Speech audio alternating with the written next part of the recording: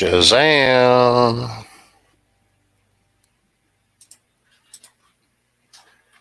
Hey everyone, still getting my act together.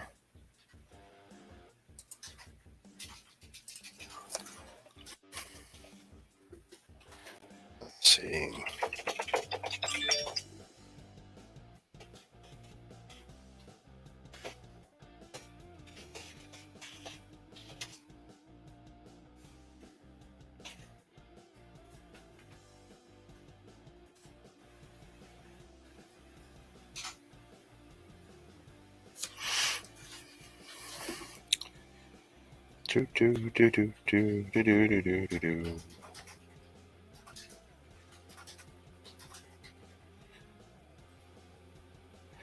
I need to fix this.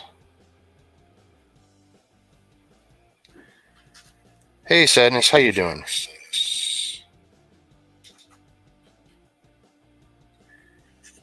Hey Sadness. Oh. Hopefully, oh shoot, did that get pinned? Could that get pinned?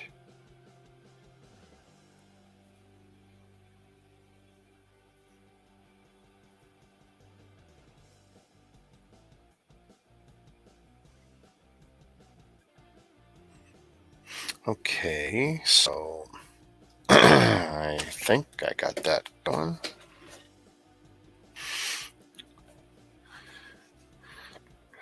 Whoo, where are we? Oh yeah, I put all that crap away, didn't I?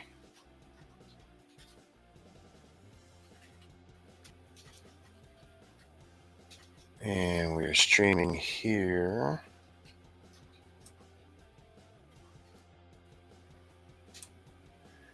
What do I want to do now? Oh, I want some background music.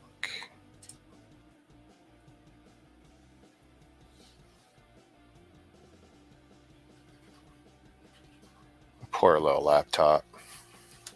I got the equivalent of 5 cameras running now.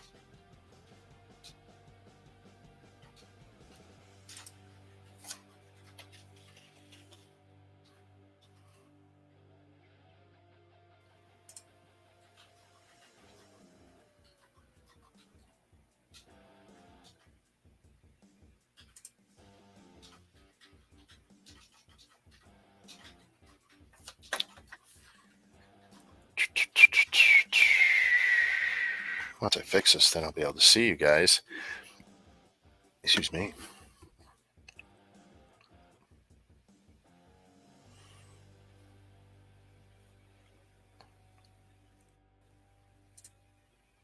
There we go.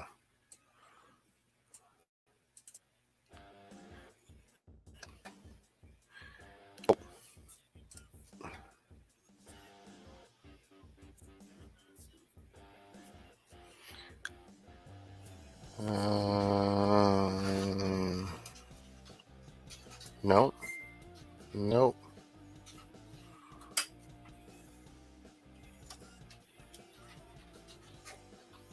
Trying to keep that light out.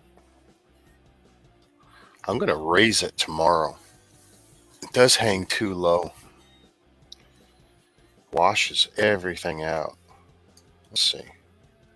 Oh, what a difference it makes when I push that one back, though. Okay.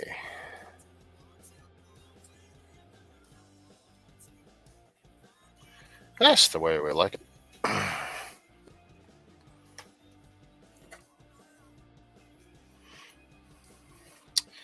Oh.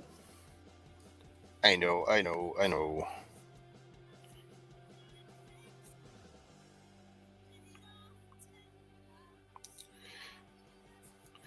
wanted to share this in my group.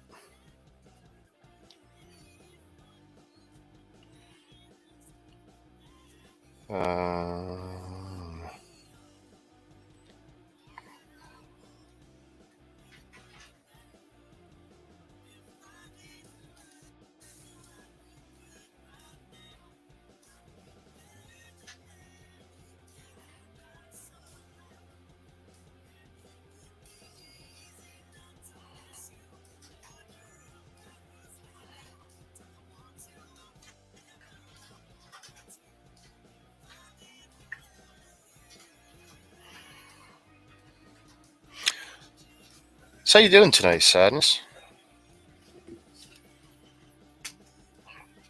I don't have a drink.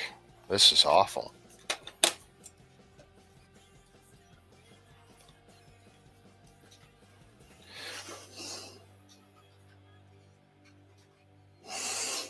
Uh-oh. Ooh. I hope I didn't screw with the focus on that. Okay. Trying to remember how I had this laid out.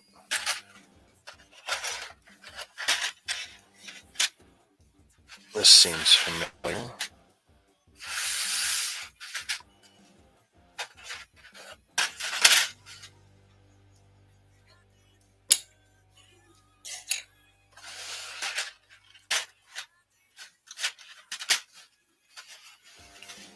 There we go. Perfect. Yeah, I wasn't able to reduce the trays as much as I thought I would. Maybe if we get to a part 3. Oh. How about the instructions, dum-dum?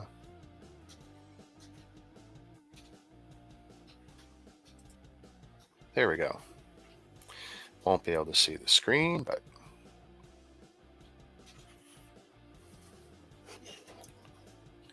that kind of looks like that.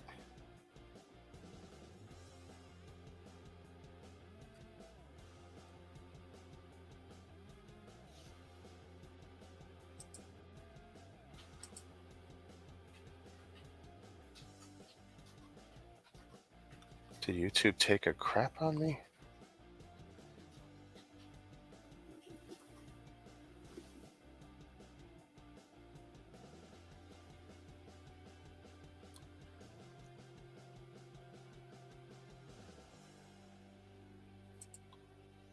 Okay, YouTube's just being super slow.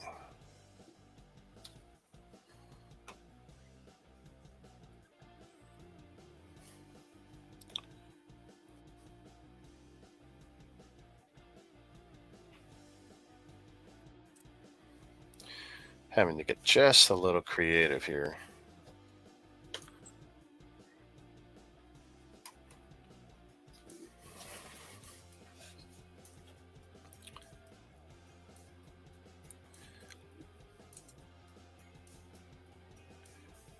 One wait. And let us begin.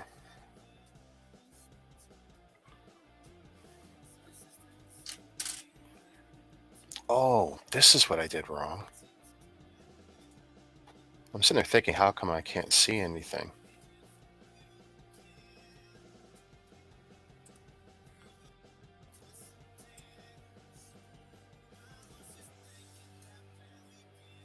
Yeah, that's not bad. You have to screen, right? Okay.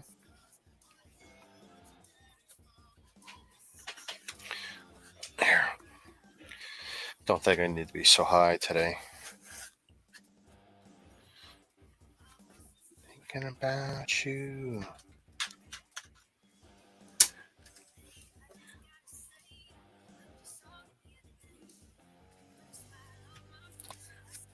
One by 6 brick.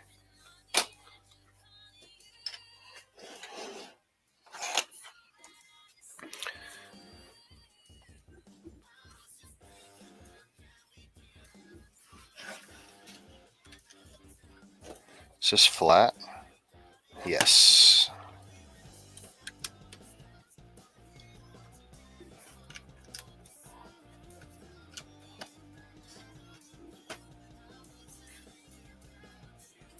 Oh, is that going to be good enough? Oh, what the hell happened?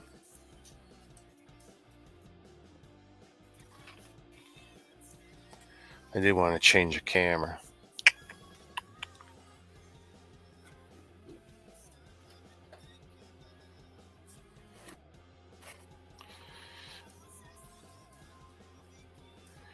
Bitch, I screw up the camera.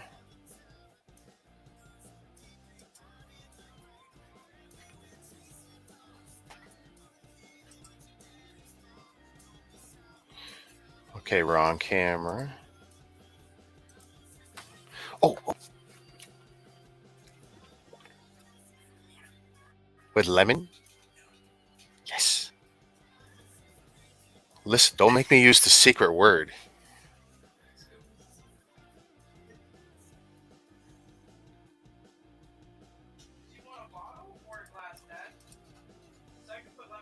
A cup. No, no, no. I don't want a bottle.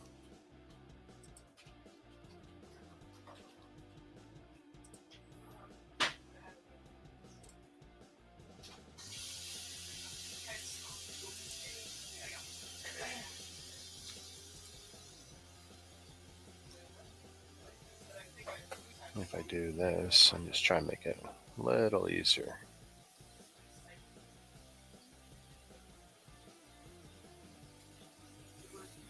I'm almost tempted to zoom in on the other one.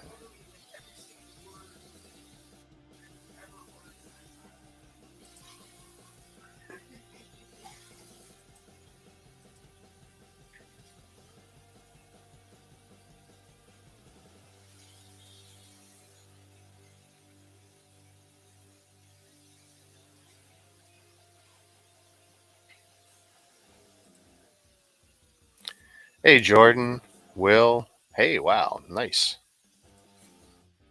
Going good. Put in the first day of my work week. Supposed to be off tomorrow, but my boss would like me to train some more people, my future replacements. So I will be going in. That's okay. Can't go anywhere on family day anyway. We're all stuck at home.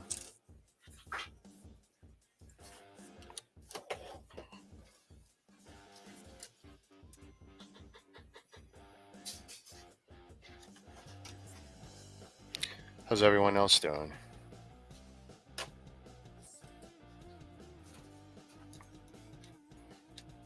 Hey, Will, when do we find out who won?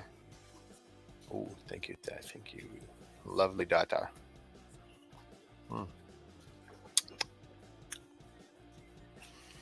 I give that one a 7 out of 10. A little weak on the lemon.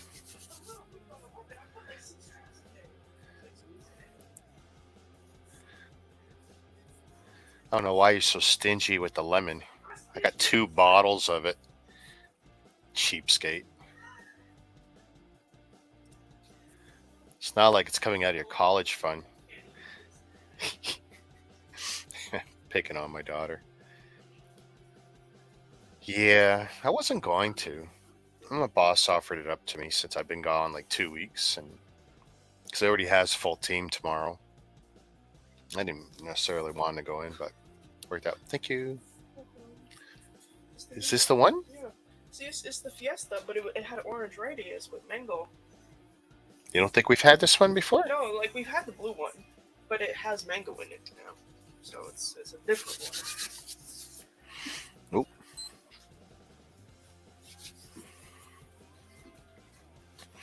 Yeah, so it's cool though. I'll be able to have the day dedicated. I'll be able to train a guy. He's supposed to do 8 hours, so he'll get all of my undivided attention, which is really nice.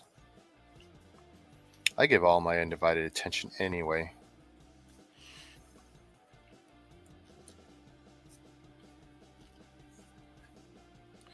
Once I put on my trainer's safety vest, I don't really care. But anyone says safety first.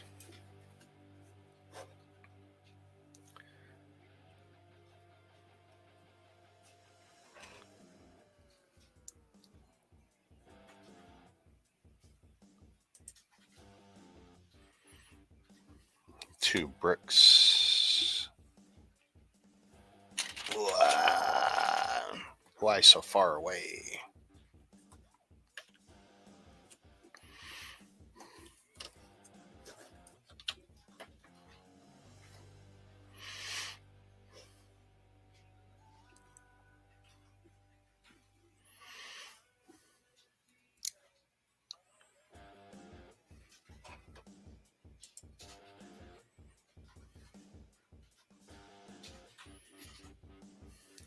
I want to say that's a 1x6, I hope. Tile. Let's put that there. Better chance of it showing up on camera. 1x1, 1x2.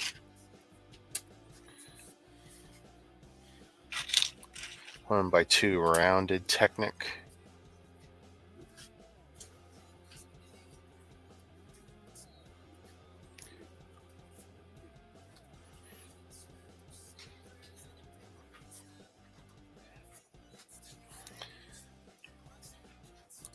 Can I remove this? Watch me crash this poor computer.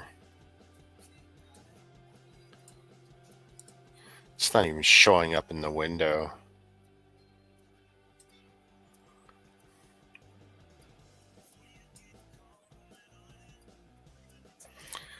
Whoa, the maniac.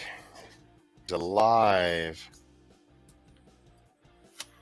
Live from a hospital bed in Brandon, Manitoba, we present the Brick Maniac.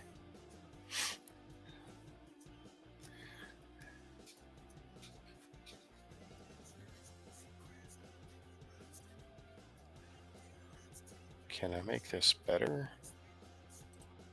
No. Darn. Oops. That was not good. I just killed my screen. There. Because I was trying to make this more visible to me. I got music playing.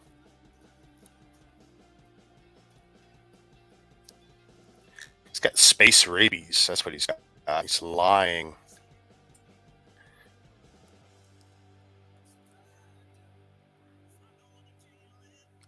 Yeah, I can't imagine being in a hospital on a Sunday night anywhere.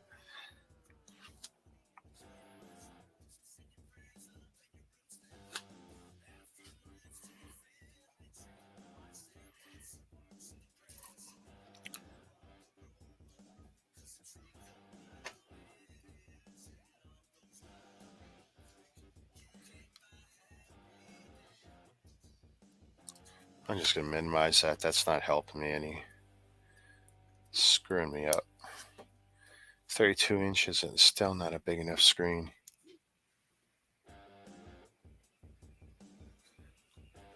Okay, that's interesting. I build it and then we don't add to it? That can't be right. One bracket. Oh.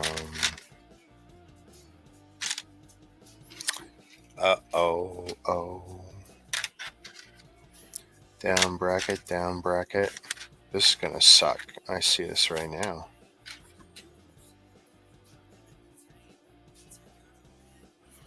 Ooh. Down. See, they're all down brackets.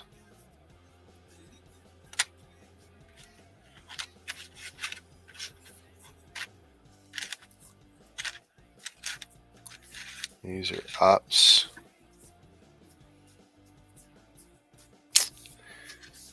Oh.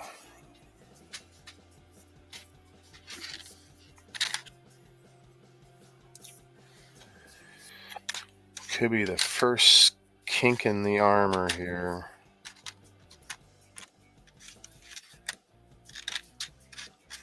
Yeah, because they're pretty specific about needing one that goes up. Let's see. Actually, I should keep that there.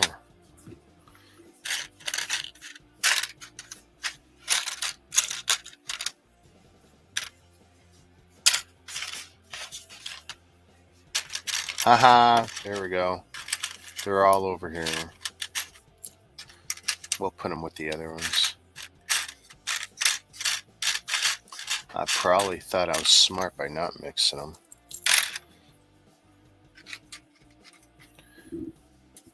So, up bracket, 2 1x2 plates.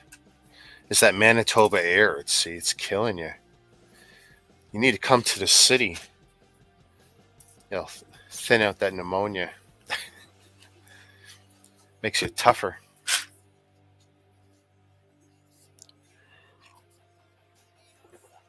It's okay though. Ryan's got really cute nurses.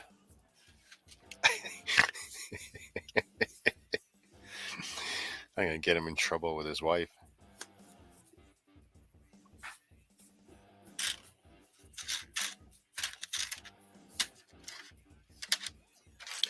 How many of these? One of these. 1x2. 1x1.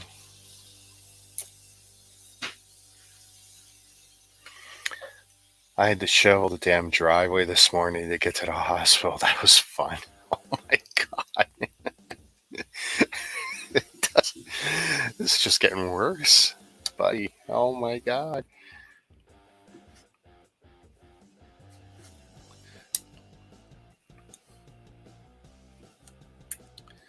I can't even imagine. One of my buddies just bought a house in Brampton, and they spent a fortune to live near the Credit River. Well, the Credit River froze. It raised 8 feet, backed up the sewers. 100 homes were evacuated a couple days ago. He only just got back into his place last night. So you could be having an even harder time, Ryan. Imagine frozen water and shit coming up through your basement and cracking foundations. And when they showed a picture of it, it looked like a tidal wave of ice. You wouldn't think just a small little river, and to call it a river is ridiculous. It's barely a river. But it's a really nice neighborhood to live near.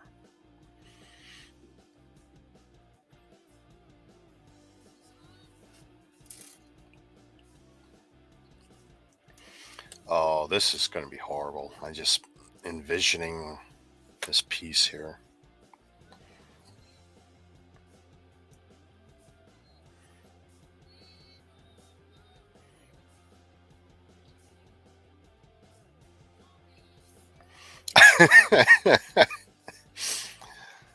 Oh my goodness. Actually, that situation that Ryan had there, where he had to basically shovel his way to the hospital. During the snowstorm, a bunch of people had to do that just to get the ambulances through. So yeah, it can get worse. Ooh, this is kind of brilliant.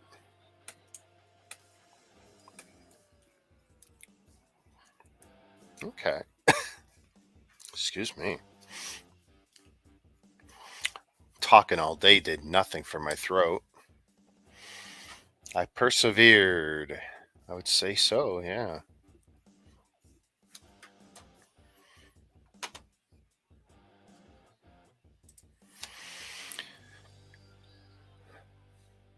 I already did 12 and 13.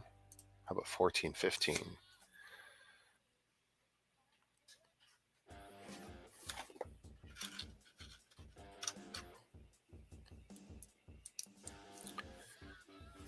And I need one slope. Anyone know where I put those? I'm sure I was brilliant wherever I put them.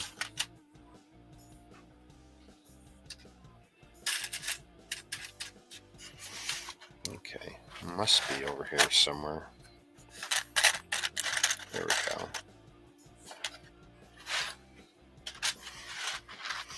I love the smell of these trays. They smell so sweet. Corn plastics. The West is built tougher than you out east. So I hear. Ryan, you want to arm wrestle right now?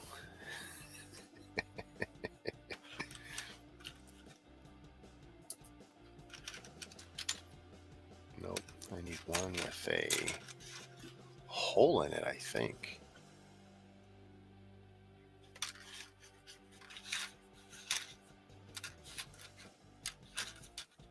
Come on. I'm looking for a piece that's got an actual hole in it, I think.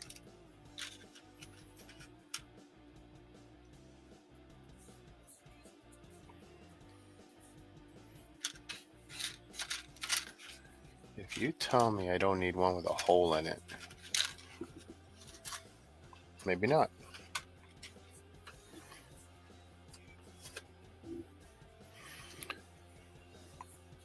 That can't be.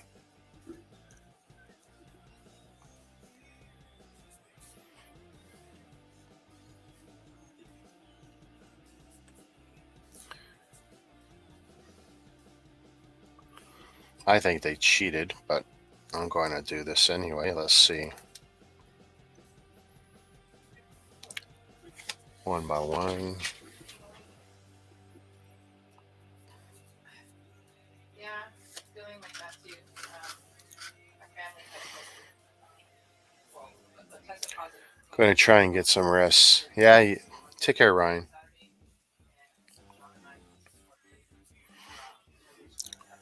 Don't forget to let the wife know how cute the nurses are.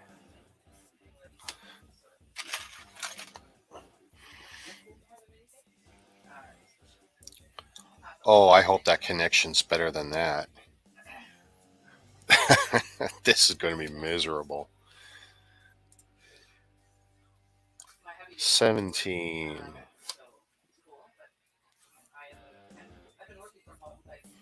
Didn't I already do that step? 16, 17. Yep. Down bracket. 1x2 jumper and, sorry, 1x3 jumper to 2 and a 1x2 rounded plate. I guess we're putting that down.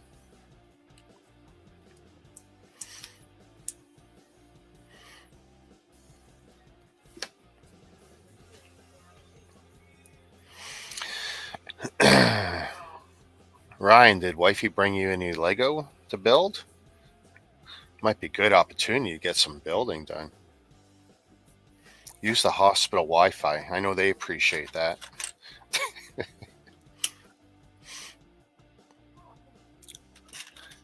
Anytime I can start a little trouble, right? Oh, this is gonna suck. I think I need one more something I don't have.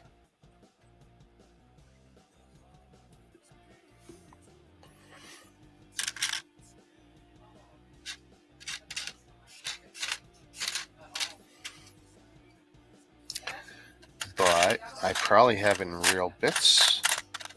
But I'm probably going to have to jump behind the desk. I really, really, really don't want to do that. Let's see. Did I put some in the wrong spots?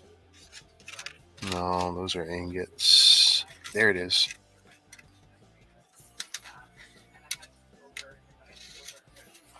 That's good. I didn't really want to mix Lego with this stuff. This is not Lego. So what am I doing wrong now?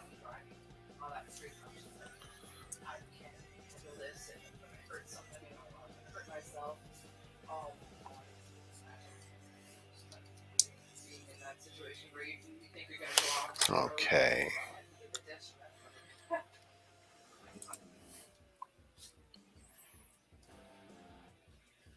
Okay, I need to change this up. Let's see. So I have a balcony right beside me, and so I'm kind of Get more instructions on the page here. Let's see. So when we open our door and like there's still sometimes even if we have the screen like Is that it? It's not going to get better? It's been a while since we've had all this work. Let's see. Come on.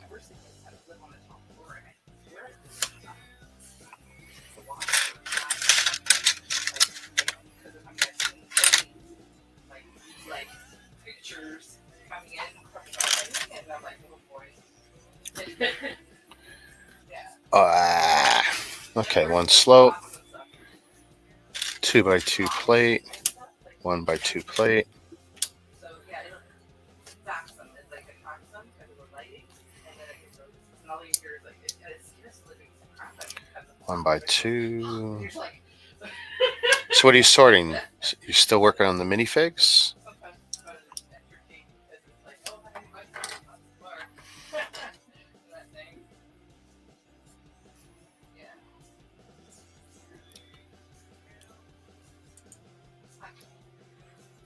122 Yeah, my hubby, has got, you know, had it sort of let's see, that like needs to be on the mend. But face like this. This is weird. I, on the other hand, still feel a little tired. This congestion is like really thing. Like I'm sleeping Got a well. discolored piece there. It'll go away sooner or later, and then I'll be back to my usual self. I can't wait. Boy, I hope that's not structural, Yeah, Jean. because it's not going to survive. Like, 123. Oh, joy. it's going to happen, honey. Don't worry. Okay, that is going to go down as one of the most horrible joints ever. Wow. That's going to be a neck joint of some sort.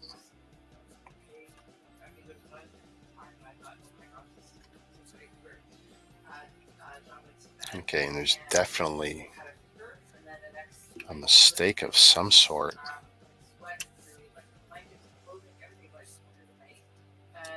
For sure. This is so bad. There's something missing.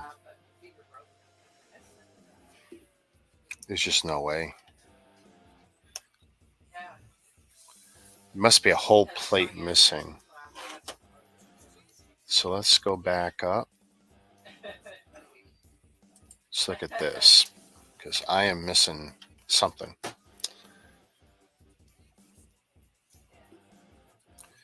I don't think this part of the build is the problem.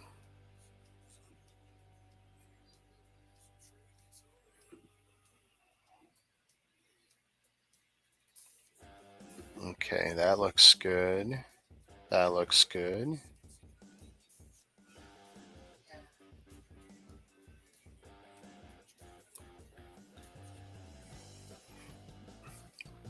That all looks good.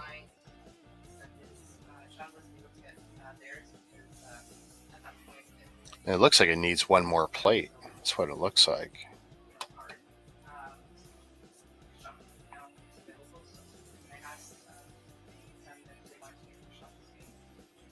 That's going down.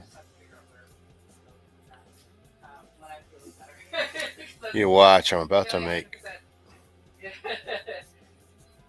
Oh, 1x plates. Oh, man. You're glutton for punishment.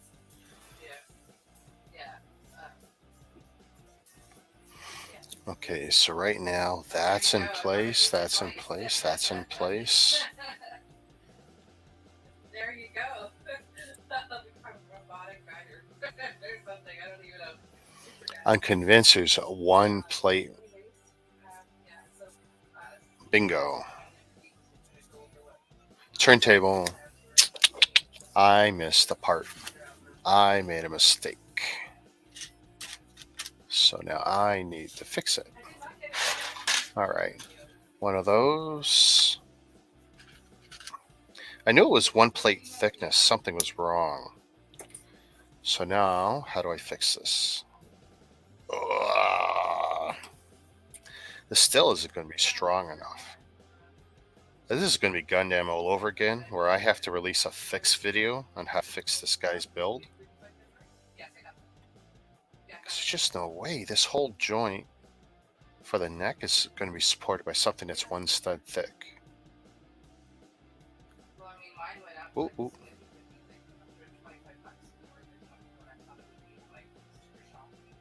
Come on. What are you doing?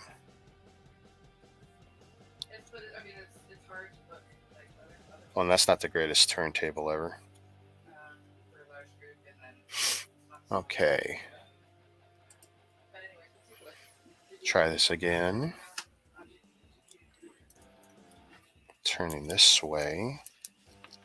Yeah, the top right of your screen, there should be an arrow. Like that right there is a joke. There's a dozen ways to do this. Why would you do that?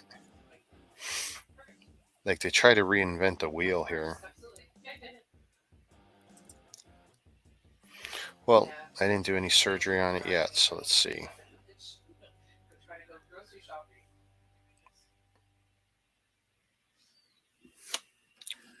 So that's gone. Oh boy. And now what? You're going to tell me it's too thick, right? Because that would just be too funny.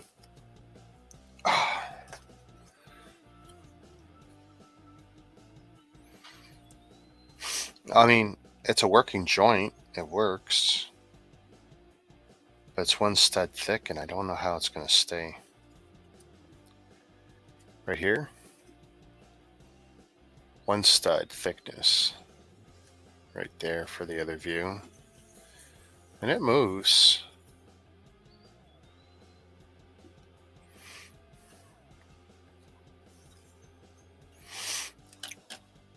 Damn. That's 5 rooms. Well, it's in, and I didn't have to do surgery yet. 124. What are we looking at? I need the same parts twice here.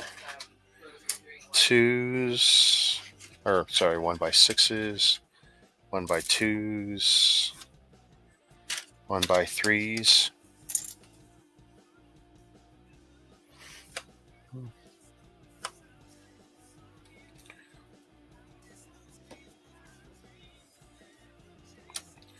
And a 6.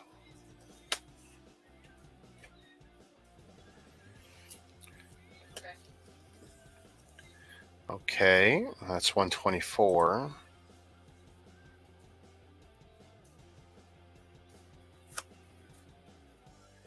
$125 is the same thing going the other way. Well, at least it's going to be strong that way.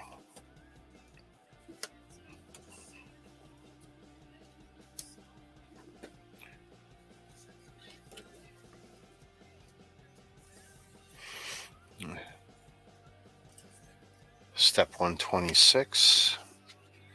White bracket. I need a gray one.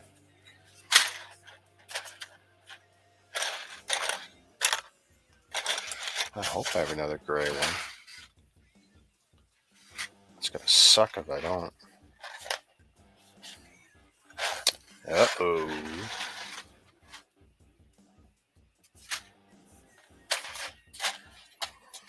And it's not a common bracket for me.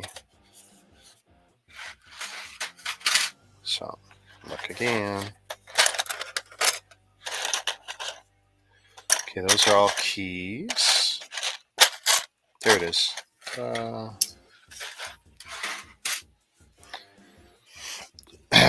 So you're reconfiguring the store. How so?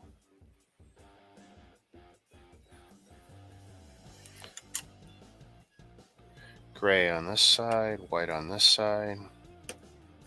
I like when you get to the point in the build when you can just push down on it. It's not so fragile.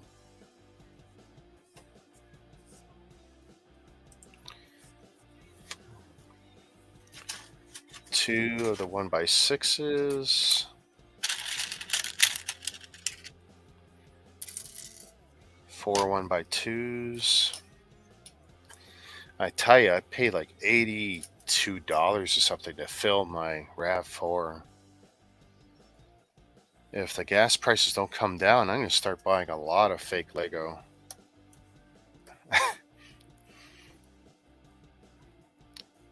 Because it's just getting ridiculous.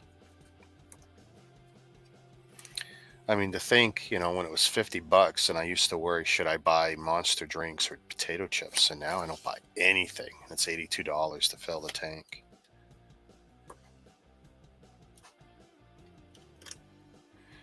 And most of my driving is pretty efficient because it's all highway driving.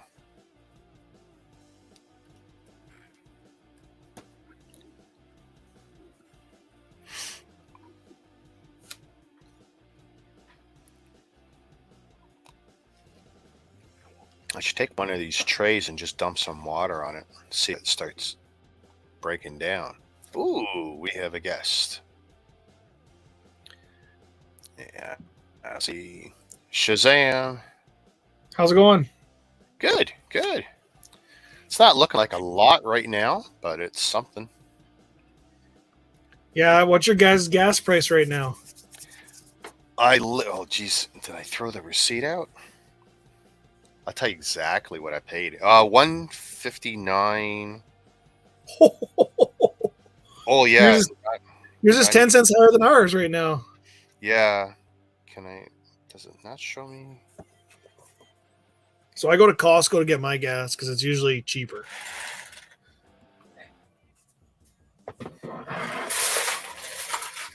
Pretty sure it was like 150. Oh, 156.9 for the cheapest gas. Yeah, we have 2 Costco's here that have the gas stations, but I don't even have a membership. But the only problem is, at least here, the lines are crazy for those. Yeah, ours was nuts today. My wife, it's her last day of work. She's on vacation now because kids are off next week, and she was gonna fill out, but she's like, yeah, the lines were just ridiculous. Yeah, she works at Costco though, so. Oh, that helps. That doesn't hurt. I was trying to do yellow plates, but oh my god, I can't determine the colors. There's like 4 different yellows in there. Yeah, and that's actually before the bad variations in some of the quality control over the years. An aged yellow. Yep. Sun bleached or sun darkened. So that's why I just moved to black. Yep. Don't really miss that. I like the high contrast stuff. Some of my coworkers are watching the puzzle build and they were commenting. And they go, "So Rick, I see you like puzzles." I go, "Oh, damn, you actually watched that crap?" They go, "Yeah, it was fun watching you suffer." I go, "Yeah, I can't say I enjoyed it." No. No, I know. I drive a truck, so I know all about the gas prices killing. Like even at Costco, where it was $1.39.9, for half my tank was like $95. I mean, I remember when looking at the diesel numbers, it always made me think, geez, maybe, I should have bought a diesel version of something like a Volkswagen with a diesel option. And that's like, not anymore. I don't think that anymore. Nope. Yeah, I don't think the numbers are that much different, to be honest. No, not worth the difference. I mean, I guess you could argue the mileage you get out of the gas, but I have a couple of friends that like drive diesels because they like pull trailers and stuff.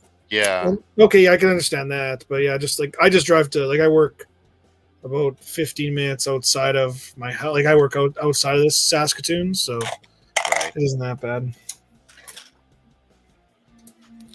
No, it's just getting crazy. I mean, it's starting to affect some decision making now. Like, do I want to drive halfway across the province to visit guys for deals when, now it's getting to a point where shipping is almost cheaper. And I enjoy those drives. When I do those trips, those are big deals for me, but it's like, not when it's costing me so much for gas. I know we're talking about maybe going to Calgary and Banff next weekend, but I'm like, I want to take the truck because we got to stop at IKEA, but it's like, The thing is, in Saskatchewan, we're such a have-not province. We don't have any of those stores. Like, we don't have an IKEA. We don't have a Lego store. We don't have any of that.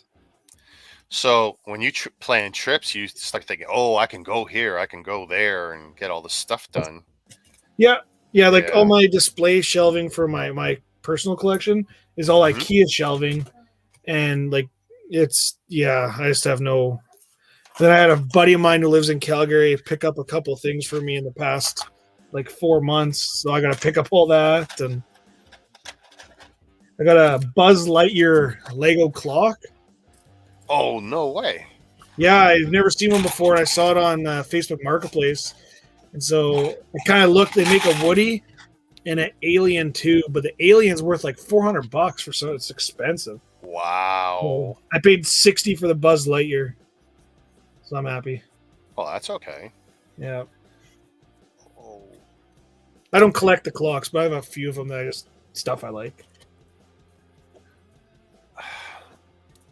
in my instructions, it looks like there's a 1x1 round plate that is supposed to stud on. Yeah, there's no way that's the right part. So this is from a third party that isn't even Lego? Yeah, this is not Lego. They're Lego shaped bricks. You know, the right scale. They'll stick with Lego just fine. But yeah, they're not Lego. All the studs are bald, no prints. I Not thought half the they Chinese guys have prints on them, but these ones don't. I thought this was one of the sets that was getting released this year, though, by Lego. Well, that's the thing. This has been sitting on Alley for about a year. Oh, okay. And then when I saw the robot finally appear in the Boba Fett show, it's like, oh, it's canon now. It counts. Like if it's just the video games before, you know, didn't really count so much because Disney doesn't really count that stuff. And it was like, aha, they put in their TV show. Robot's real now. I thought the video games were canon. I don't know. They play with. They do whatever they want. Because they've talked about Cal Kestis, the guy from with that deal, or whatever, BD-1, being in one of the Star Wars shows, I thought. So, but I when I saw the robot running around, like, oh, now I'm gonna get it for sure. And it was fast too, less than 2 weeks. It's like sweet. What did you think about the pricing of the N1 Starfighter? I don't know the pricing of it. How much is it? I think it's, what was it? Wasn't it like $89.99 Canadian or more than that? It was pretty. How many pieces? Like not that 600? many. It's not that big. The thing is, I hated the old Naboo fighters, so seeing this thing all in gray and whatever. It's sad because it is something I'll end up getting no matter what, just because I do love the Mando stuff. But I'm going to just end up sucking it up, and they win. Yeah, I know. I'm a ship collector, right? So yeah. I need to get it. I can't just leave it. It's a sickness, right? Yep. I mean, it's very, very clear I don't have the right part for this. Because they're looking for a stud with a hole in it, for sure. I'm just going to zoom in now.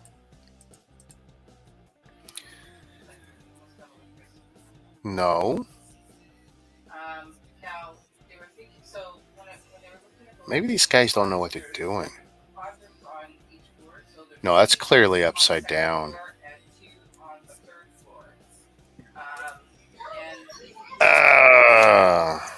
I don't even think I got that in a blue with a hole in it. Let me check. I will be right back. Oh, you were about to say? Sorry? Can you contact the manufacturer to send you missing parts?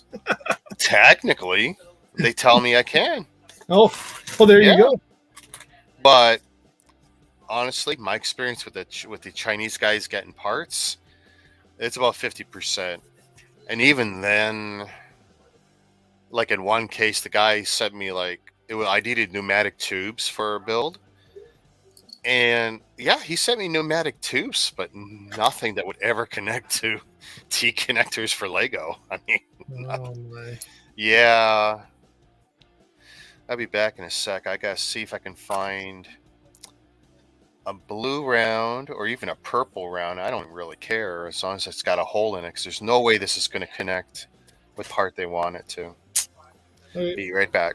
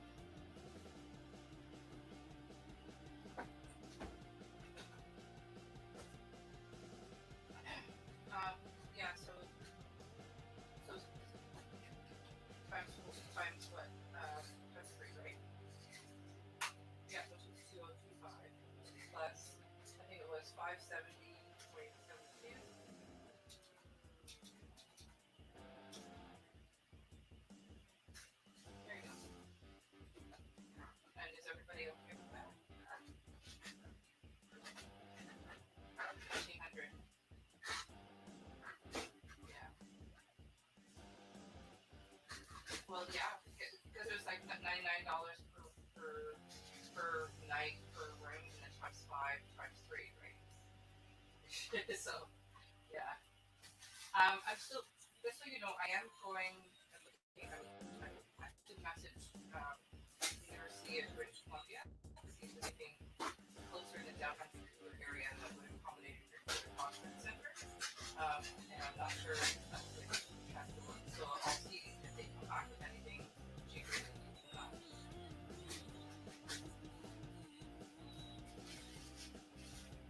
I 15 days prior, I think it is for the action.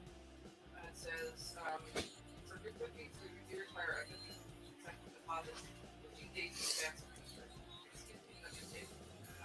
Let's see if I'm lucky.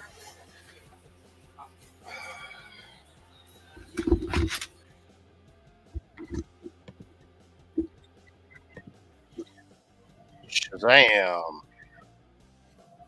I don't think I'm going to get lucky here. These What are... type of drawers are those? Are those from the Princess Auto ones? Yeah, that's exactly what they are. Yeah, that's what I used to. I'm just about done with them.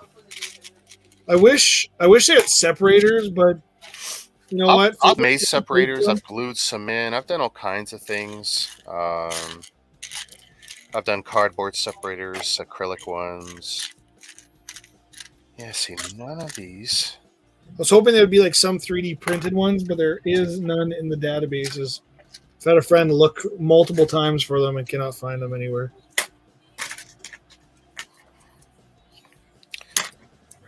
Yes, that is not going to work either. Nope.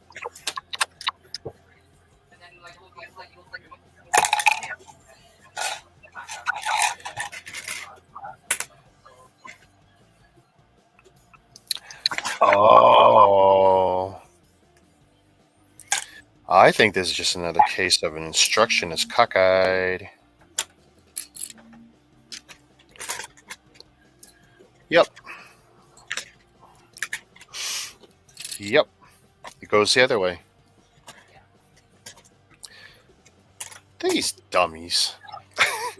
They don't proof test their instructions.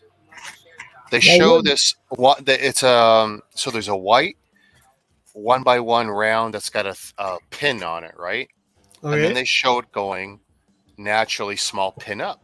But technically, you got to put the pin down so it goes into the receiving hole of the larger piece that's under it.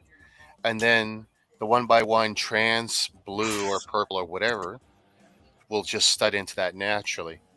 But that's not what the instruction shows. They're idiots. Okay. I mean, I'm sitting there going, I know I don't really have these 1x1s with a hole in it. I know I have them in gray and maybe silver and a few other, but not in trans. I just don't have a lot of trans bits. And it's like, yep, there we go. Thank you, fake Lego. Again, Lego would do a better job of testing the instructions. Not that they're perfect. I mean, I know I've got one of those sets where they show connect this 1x3 onto a 1x4 stud area, and they show the arrows, and it's like it's impossible. It's not like it's got a jumper plate or anything. Okay, so now that I've fixed that, a little bit of drama. See, Ottawa's getting everyone out. You know,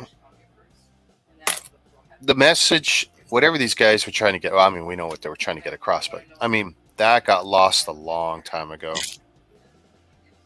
It was time to go. I really feel for the people living there. But I tell you, see how quick things change? The one top cop, he resigns. Then the police chief of staff, whatever, blah, blah, blah, gets replaced by their city council. And all of a sudden, everything starts moving. They don't need any special powers. The police all across the country have more than enough powers before emergency services, right? Before the Emergencies Act and other similar acts were put in place. If the police just had the will and the support of their local governments to move forward, do whatever they felt needed to be done after a reasonable amount of time for protesting, a day, 2 days, tops, whatever. I don't know. So what I don't like is how they froze bank accounts. Oh, talk about dirty, huh? And That's that to me, that's and it's getting greasy. worse.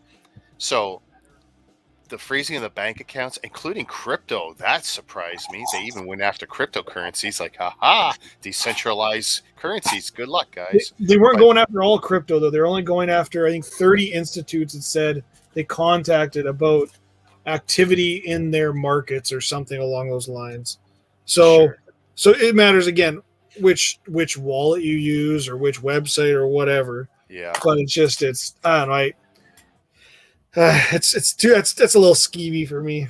Oh, it's going to get worse. I was watching them toast some of the tractors, right? And then what's coming out of their mouths? Well, this has been a very expensive process. We're going to see if we can cash these in. It's like, oh, it's one thing to have your truck impounded, you pay your fine, you get your truck back. It's another thing if you lose your $120,000 rig. Well, imagine the overtime spent on police right now. Oh, yeah. And Like, and it's not like any of the governments have extra money right now. Everyone's bleeding. So yeah, it's gonna be something. we're supposed to be getting off all of our mandates in what, a week, a little over a week. Yeah, for the most part. So my kids are excited not to have to wear masks to school, but we just told them bring them with you if you feel comfortable wearing it. Wear it. If you don't, whatever.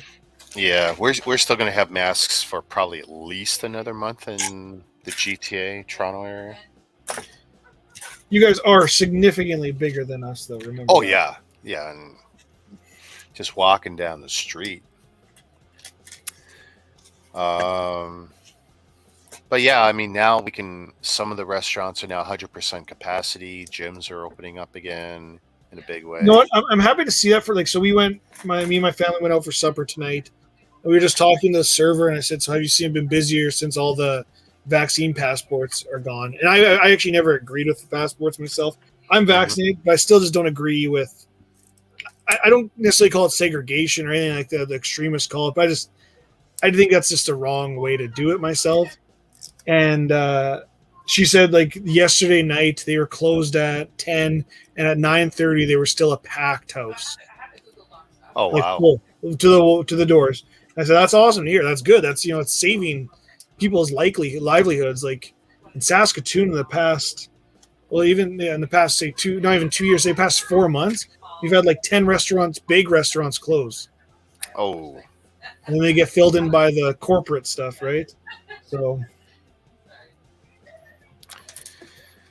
oh, I think they did it again with another cockeyed instruction. Sorry, I know we shouldn't talk politics on this channel. Not too much anyway. We're okay though. I know if we had Brad on, it'd be like game over. I'm scared to ever talk to him. Oh, I don't have a problem. He's got he has very strong beliefs, and that's cool. It's just sometimes it derails everything and anything. I don't know him, so I would love to talk to him. I love his insight, like in the Lego business. He seems like he has a very good foothold. Yeah, and he's got some good connections too. Yeah, see, I'm not even really. I don't know. Connections are nice. Don't get me wrong, but for me, I like to see how people are more efficient. Oh yeah. Well, I'd like to encourage more of the Bricklink stores to show off their setup and how they do things, because it's fascinating how everyone does it a little different. Oh yeah, no, like I probably do things very much different. Like so, for me, I'm right now like what I was saying. Configure is I'm contemplate like I sell used and new, but I'm contemplating slowly not selling new anymore Okay. and move more to used. And so I'm just trying to like my store set up for a lot of new and some used, but now I'm going to switch it to a lot of used and some new. So, but you could definitely tell like quality control for some Bricklink stores for used. Like I got in a couple of rare pieces, like the antenna pieces, but all white. Okay. Which there isn't many of them around. I ordered 5 of them. I got all 5 in, all yellowed. Nothing in the Ooh. description said yellowed.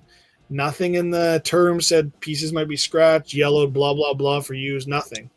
He Yeah. gave me the money back, but I was still like, do you want these back? Because these were like $1.50 a piece. Like, do you want them back? Or like, no, keep them. I'm like, well, I'm gonna throw them out or put them in my junk pile to give to whatever. But it's like me. I'm right now going through plates, and I'm literally looking at every single one of them to make sure they're not scratched, bit, make sure it's Lego. Yeah. You know? But I know a lot of people who don't do that or wash their used. Yeah, that's another thing too. I wash every single used piece. So I have a bucket full of inverted slopes drying by my fireplace right now. So Oh, nice. Now, see, I just sacrificed one of my own parts because they show a trans smoke or trans clear 2x2 rounded slider piece going into a dish, and there's no way those 4 studs are going to lock onto the inside of the dish without some sort of rounded stud on the inside. And I'm looking at the instructions like, nope, not there. is it supposed to rest in there, or is it actually supposed to like? It has to stud into something because it's going to be the eyeball, and yeah, it can't be gravity. It can't sit there under gravity. I mean, it'll just fall out. So I know it's not a big deal for me to sacrifice one rounded stud, but I don't know how often you build brickheads, but sometimes they have it so the pieces actually don't connect to anything. They just kind of slide into the middle. They just slide in and just held in by friction, and that's cool. But that's not the case here. This would just be an eyeball that would fall out. See, isn't that an illegal building technique, though? Because doesn't it have to have stud-to-stud contact to be... I love those discussions because I think it's crazy because, I mean, one of my earliest memories was taking, like in the early 80s, taking a fence, you know, the 1x4 and it's 2 studs high fence, you know, with the angled hash to it. And I would lay it flat onto a 2x4 brick, and I would be able to put and connect on the one side. So now I can have studs going in another direction. And people, oh, you're going to break the piece. You're going to break the fence. And eventually you did, because the little bars of the fence would break. But, you know, you could go years with it like that before it would happen. Oh, no, that's an illegal technique. Oh, I didn't care. I love how people like talk about illegal techniques like it's breaking the law. It's like, yeah. Who's going to, or what are you going to show it off to someone and they're going to be like, oh, you're not a real Lego builder because you used a legal technique. It's like, yeah, no, it's like, oh no, I'm going to go to Lego jail. You're not going to sell to me ever again. Now, see, here's another thing. I'm looking at this one piece. They're not 100% clear. Should I go with the center stud? No, so I'm going to go with another stud. And it'll just hang. See, but then it would hang too low. This is crazy. Too much of this build is sketchy. Well, look where you got it from, right? Oh yeah, yeah.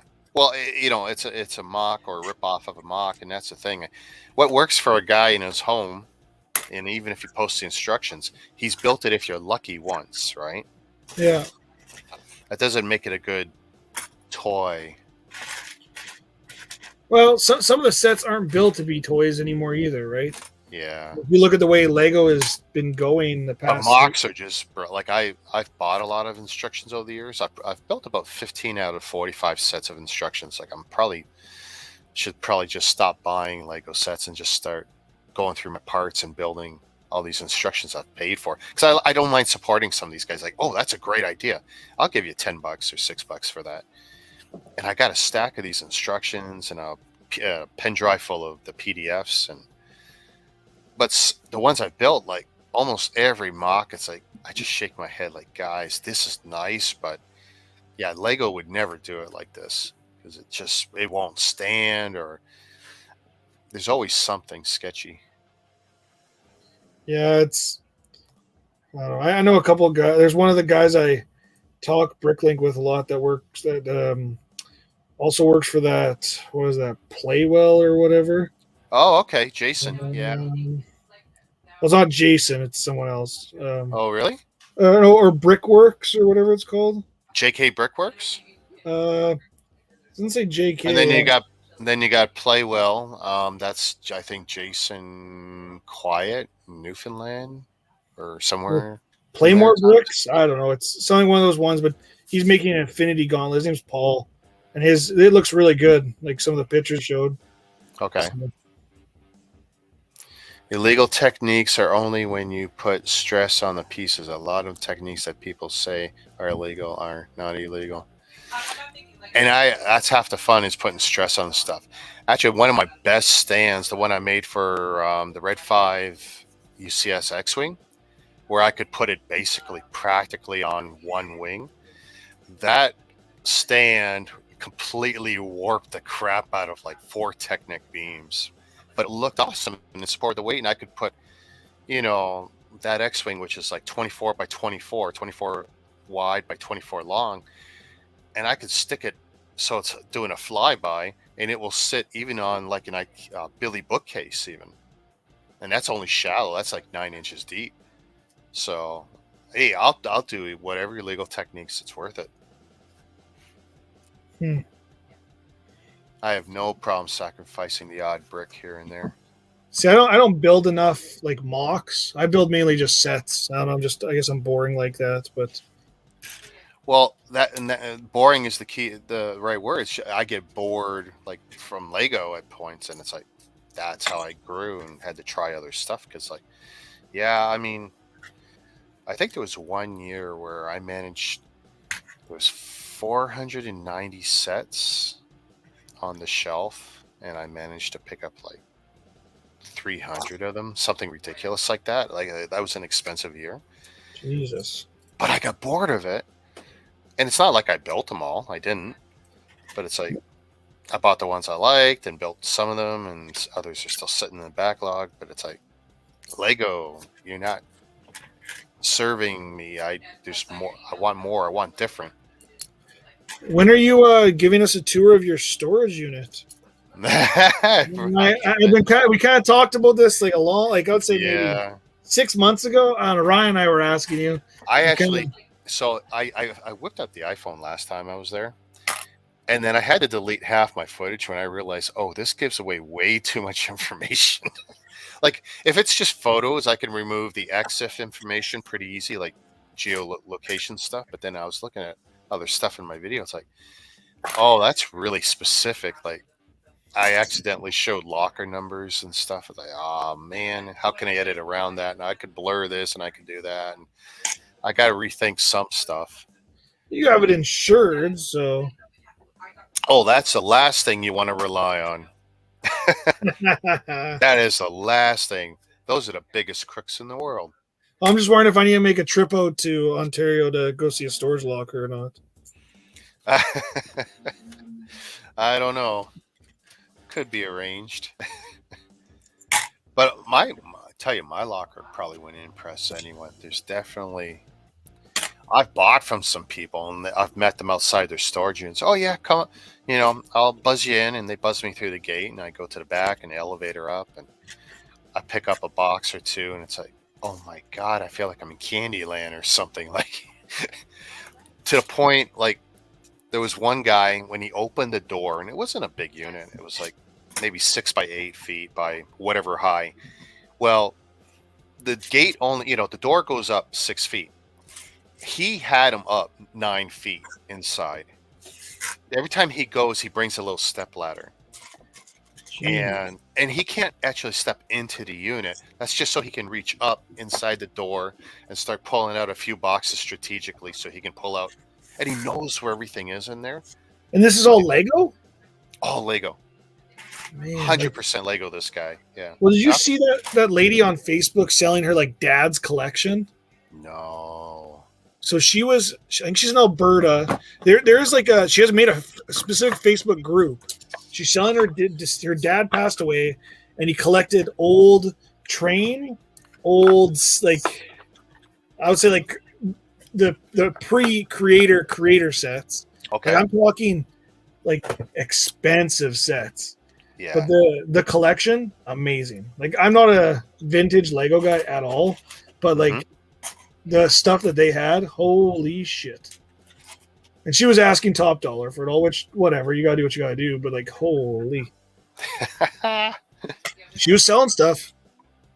Nice. But Now, like, see, I got to make a decision on this eyepiece because sure enough, where it wants the stud is not a strong enough stud connection. No way. Nope. Maybe. when you put it down, does it fall off? No. But every time I touch it, it might want to. It's sitting right now, and I think just because I'm lucky. Rick, Just I'm don't twist just it. mad that my house isn't your storage unit. Yeah, we keep talking about that. You gotta come up with a financially, a good arrangement that makes it worth it. Will would like to store my stuff Where does Will live? in the States. He's willing to Yeah. store it, count it, break it down for me, test build it, Test build it, yeah. make sure it's all there, so I don't waste my time. So is your stuff in your storage locker? Is that like stuff you plan on building someday, or is that stuff you're never gonna No, build? 99% of what's in there is flips, all future flip stuff. So you're just holding on to that stuff till it's as good as gold? Usually the golden rule is 2 to 3 years after it disappears, and then I start seriously looking at it, and I got aged notes that I send to myself on the phone, and it's like, start looking at this, see what this is worth, start looking at this, see what this is worth, just to see, is it time yet to cash out. So what's your, if you don't mind me asking, what's your most expensive set in there? Or oldest set? What's the oldest set, maybe, if that helps? Oldest. That's putting me on the spot. And I can't say it'd be the most valuable, but I do have about 4 classic space sets sealed. Ooh. But they're not ones that I have a nostalgic attachment to because they're not the ones I owned as a kid. So it's like I don't mind having them sealed. And it was part of a 3-way kind of swap around, and I ended up with these in the end. Actually, I kind of ended up with them because one guy kind of screwed me out of some money, and this was a way to cover it. And it's like, in the end, I come out ahead, but I was pretty sour about it at the time. I really wanted the money instead, but when you can get classic space still in a box, like. So obviously that's been more than 2 years. So why are you? Yeah, that's the exception. This stuff, absolutely. Oh, okay. But that's in there as future flip stuff because I can't see me wanting to break it. It would break my heart. So is this your retirement fund, I assume, then? Well, it's just whatever, when I see a lot of clearance and stuff, because I can't sit on it here. I just don't have the room. So it's like, if I'm going to buy 3, 5, 10 of something, that's where it's going to end up. Oh. See, I haven't started. I guess I have kind of one investment set, but I haven't really started investing because I have some very, very expensive sets. Well, for some people, it's a mistake because it's like, then you start seeing everything as an investment, and then to me, the fun is gone. So I think right now we're at a point where I don't think much new sets coming out are going to go up as much value as some of the older ones. Like, too many speculators. There's too many speculators. I think there's too many players in the game now. Yeah. Like you look at let's use modulars for instance, because that's probably one of the most highly invested sets. Like you look at a Green Grocer, how much that's gone up. But then you look at some of the other ones that have been more recent. They've gone up a bit, but not to the extent of those other ones. See, when I think of that stuff, I think of what I call the really dirty side of the Chinese stuff that I stay away from because, if someone's looking for the build experience of what might be a $500, $600, $800 set now, you pick it up for $100 and you have it in 3 weeks. For a lot of people, that's very appealing. No value in it, and you'll never be able to sell it. See, I don't agree with you there. Like I don't like all the Lego people I know would never buy that. Oh well, you got a lot of liars, eh? Well, maybe, but like Because one thing I like to do when people do show pictures and people do make videos, I love looking closely at stuff, and I see stuff that isn't real because I Like- can recognize it. on a mock, maybe I could see that because some pieces just aren't made by Lego. No, I mean in collections when I'm seeing stuff like when I Yeah. see I'll give you an example. I won't call them out specifically, but there's a couple people in Lego Collectors Canada who have showed their collections. Not Rocky, but a few other people who've showed their Star Wars collections, and they show the UCS sets. And I love the fact that people have iPhones and high-end Android phones, high megapixel cameras, and taking these beautiful pictures. And they take it from 6 feet away, but they're uploading 12 or higher megapixel photos. And then I can zoom in and I zoom in and I zoom in, and I see this Lego set looks 100% legit. This one looks 100% legit. And the more valuable one that's in between the two, I see the dimples on the studs. Hmm. Very telltale signs. Very telltale signs. So I own one set that's not Lego, and that is the Halo Energy Sword, and that is it. Everything- But that's Mega Constructs Yeah. though. That's a Everything legit else- company with legit licenses. I mean, See, I've never even the thought of even. I know people hate some people hate Mega, but that's a legit company with legit licenses and all that. Like, I got nothing, especially these days. I got nothing but respect for them. Their stuff from before 2015 is trash, but Yeah.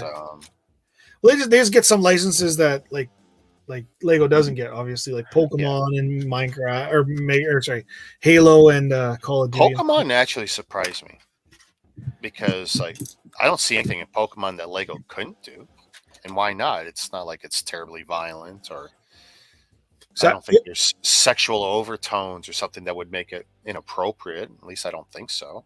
Well, it blows my mind that that Lego like kind of lost the rights. Well, I think they lost the rights to both these, to Ninja Turtles and to SpongeBob for Mega Construct. Yeah. That blows my mind. Like those SpongeBob sets now, some of those are they're nice sets and they're expensive now. Yeah. And the Turtles, they kind of did the movie and then they did the animated stuff. I thought the animated stuff was better myself, but No, I would love to have like I have some of the Turtles figures. I don't have the Turtles sets, and I really regret that. yeah, I don't I have have one set in my flip, but I don't have it in my collection, and I kind of regret that. I have a bunch of figures. I Take it don't easy, have Will. full sets. Will's out of here. See you, Will. Walking Dead, is that still on? Like Yeah, I new think it's the episodes? last season this right now. Oh, really? Finally, eh? Yeah. Yeah, I used to love that show, but I'll tell you the truth. I think from season 8 on, I'm like lost. I've got to catch up on it. so I finished watching when Rick died, and that's pretty much when I last saw it. Died or got carried away? Well, sorry. Is that what it is? Speculation. Yeah, they gave him an out, Because he wanted to go do other stuff, and then he hasn't done anything since. and he hasn't So- done it. I know, right? It's like, geez. Yeah. But they're really pushing for Norman Reedus to be the next Ghost Rider. I could get into that. Why not? Yeah. I would not find that outrageous. I think, yeah, I could watch that.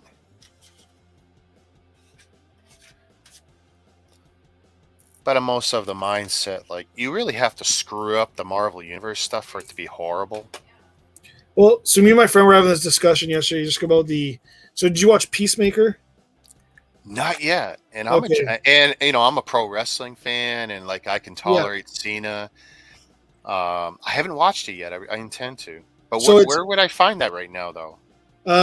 So I think it's on Crave, if I'm correct. Crave. I have the one service I don't have, Yeah. right? I have satellite, so I PVR it and watch it. So because I have Nice. I have HBO. I'm still old school. I honestly don't even have Netflix. Oh no. All I have is Disney Plus because I have kids and I like Star Wars. Yeah. So that's only reason I have them. But I've been watching it on that.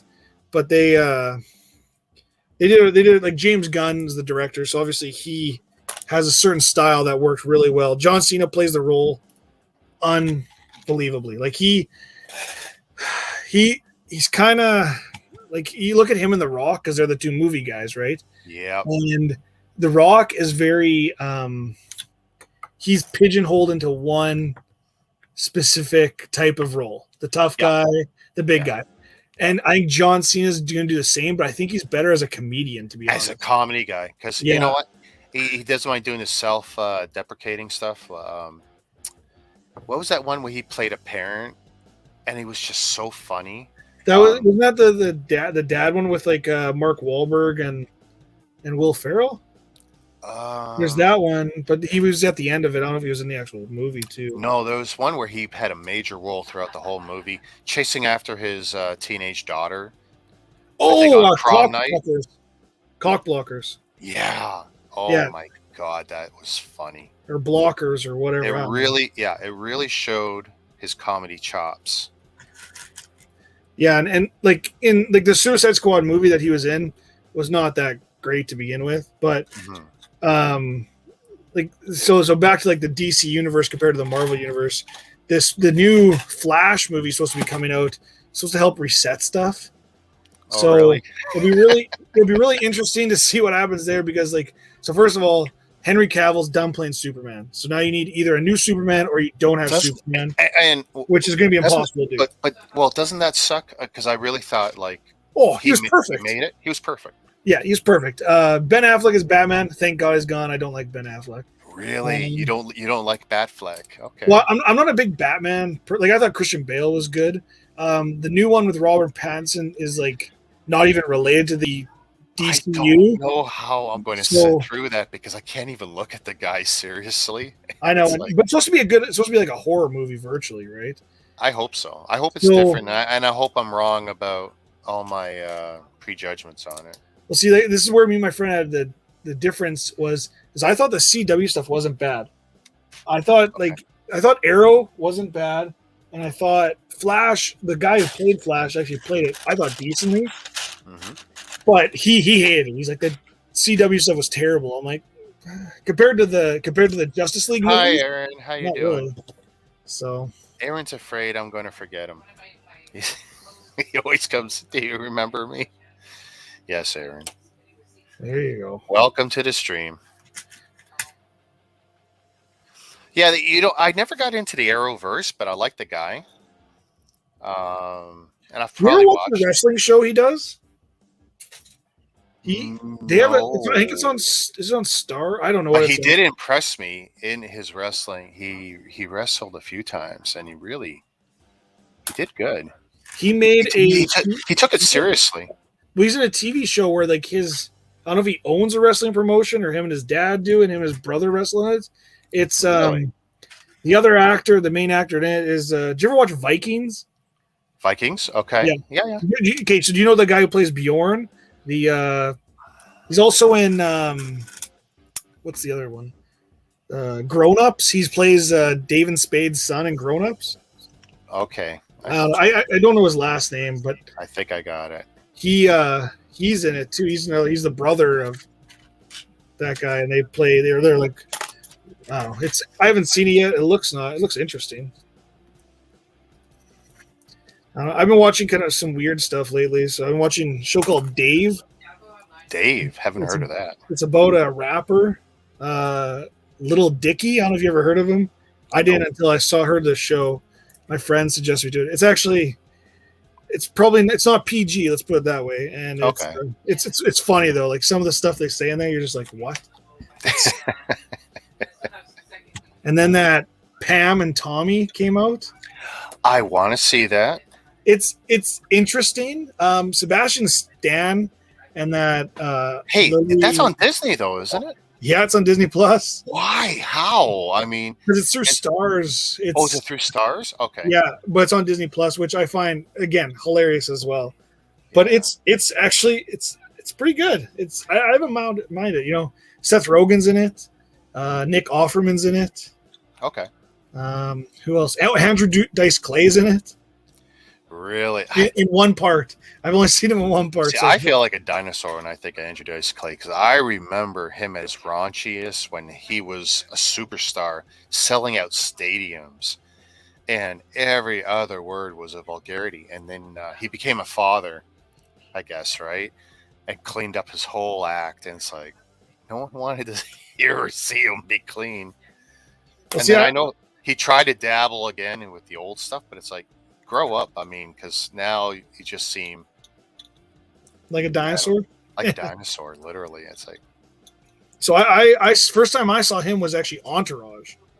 really? Yeah, like Oh. I'm probably quite a bit younger than you, so You know what? Oh, I'm going to sit through and watch. Was it 7 seasons of that? Is that what they got? Like 7 seasons of Entourage? I think it's 8. Maybe it's I don't know. Yeah. It's I don't I own a bunch of them on DVD from way back when, but I don't own the last couple. And then they did a movie too. I see. DVDs are funny. When DVDs came out, I was that crazy collector where every weekend I was going all over Ontario because Walmarts and whatever stores they would have some stuff, but if you wanted imports or if you wanted certain releases that had unique footage or extra footage or whatever, you had to go to some of these shows where these guys were importing, and I was probably buying, I don't know, 100 to 150 bucks a week. Like, it was a bad habit. And then I guess I felt really burned when Blu-ray came around the corner. It's like, are you kidding me? I just spent 4 or 5 years doing the DVD thing, and now I'm supposed to reinvest and go all Blu-ray? I don't think I own a single Blu-ray. So where are all these Maybe DVDs one. now? Single movies, I still have them all. But anything that was like a TV series or a large compilation or whatever, like MASH and all that kind of stuff, I dumped that all on my mom. Okay. See, I have a very large DVD collection too. I started when I was in high school collecting, and so mine just are all sitting in a closet now. And we have at our lake we have a DVD player. We don't have any streaming stuff, right? So I bring stuff there to watch. That's about it. I swear to God, I'm looking at a bunch of them now. There's this one area that's got probably 400 of them, and I don't think I've put a single one of those into anything in about 10 years. Yeah, see, I try to cycle through some of mine, like when we go to the lake, but we have 5 DVDs that stay at the lake. So I've seen, and they're all kids ones. So I've seen Snow Dogs probably 20,000 times. Oh my God. I can only imagine. Well, what are we going to watch this trip? Oh, let's see. We've only seen this one 8 times. Well, it's been Snow Dogs, B Movie. What else is at the lake? There's one other one too. I don't know. I've seen them Cuban Gooding Jr. He should have won an Oscar for Snow Dogs. Such a good movie. Oh, now I'll have to watch it. I do like him. No, it's terrible. He has not worked in a long time, though. I'm making 100% a joke. It's terrible. Oh, really? Okay. Oh, it's so bad. I do like the guy. Well, it's like I watched an interview with Brendan Fraser. Oh, man, that guy had a rough time. Jeez. So did he shit on his own career, or was he just he got divorced? Blacklisted? Oh, the divorce ruined his career? Virtually, it put him in just a downward spiral, pretty much, and he just never really recovered. So many movies. Well, he went broke, and then because his wife, he had to pay. Well, they actually had figured numbers that I saw of how much he had to pay his wife, and it was so ridiculous. He asked for them to. He's like, I'm not working. Can we reduce this? And she's like, nope. Wow. She's like, nope. And so he got taken to the cleaners. But you got to feel for the guy. But it's holy. How don't you? You were in huge movies. Well, actually, I think his biggest payday was 13 million, and I think that was The Mummy 2. One of the Mummy movies, sure. Yeah, but so I remember him from what's her name? And he was still a good-looking guy and in good shape and everything. And I seen him a little later. It's like, wow. Yeah, he looks rough. Man. Yeah. Oh, what's the? I don't want to say it's called up Bedazzled, but as was that English lady actor Elizabeth Hurley? Is that her? Oh yeah. The one where she's the devil. I remember watching. Yeah. I like that movie. That was a good movie. But he was in that Doom Patrol. He played the voice of the robot. Oh, really? Yeah. See, you know what? I mean, I wasn't a fan of the movie, but I love the comic. It's one of the few DC comics because that was part of their, was it Vertigo line or something? It was out there, like it was not a regular book for them. See, I had to stop watching Doom Patrol because it was so depressing. Oh, It was. I just had trouble watching it. Like, it just makes me sad every time watching this.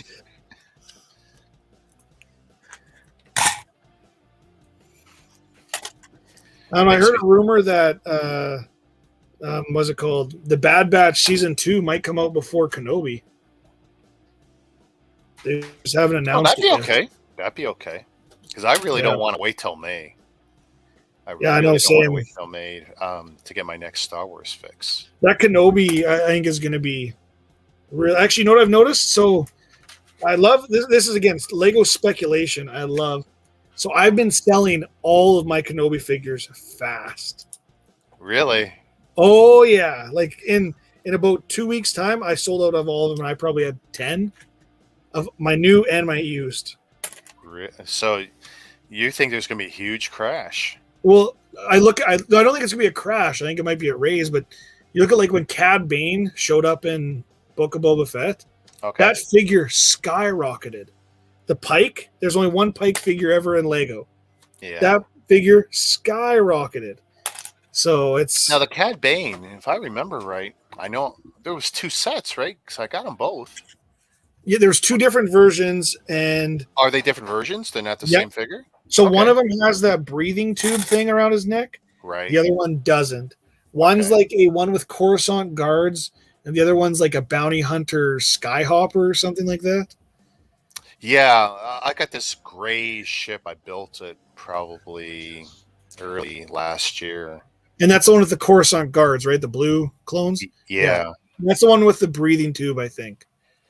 So I think I've loved Cad Bane since day one. I just thought he's a neat looking character. I like the figures, I like the cartoon, everything. So to see him come to life, like, I mean, you know what? You could have called it the Book of Cad Bane. I would have been even more stoked. I mean, well, that's the thing is like Cad Bane's not like, if you think about it, the Clone Wars like cartoon is not well known. Not many people have watched it. You can ask in Star Wars circles. A lot of them are like, oh no, it's a cartoon. I don't want to watch it. Yeah. They don't realize the quality of the cartoon though. Yeah. And like the actor who did the voice of Cad Bane in the cartoon actually does the voice in the TV series, in the Book of Boba Fett.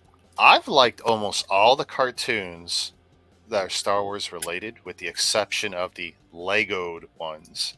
Did you watch Resistance? I did. Okay, I did watch Resistance. It was mediocre. It was. I wouldn't say it was the best, but it was okay. But I appreciate it on a different level too, like for the art and stuff too. So like I can give a certain pass for story while I appreciate art styles and stuff. Well, it's not a traditional Star Wars story, right? Like it doesn't have any.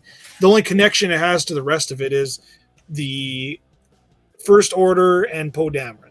Yeah, that's like the only connections. Every other character is not really like you look at like when the Star Wars movie started introducing the cartoon characters. Like the first one to me, I think was Saul Guerrero, right? Yes, and that was in Rebels, and that was I didn't get that far yet in the cartoon. So I see this guy and they're saying Saul Guerrero like he means something. I'm like, who the hell is this? So for me, I have to do my research, and you're just like, sweet character. Like, you know, what's a character that I flipped out for? It was in the cartoons. The blue guy, the Blue Admiral. Thrawn? Yeah. Well, he's been mentioned, but he hasn't shown up yet. Yeah.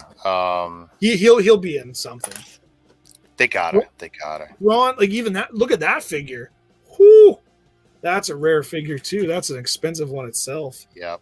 And you know, I like Thrawn too. Like I haven't read the books yet, which I really do want to read because I heard the books are top notch.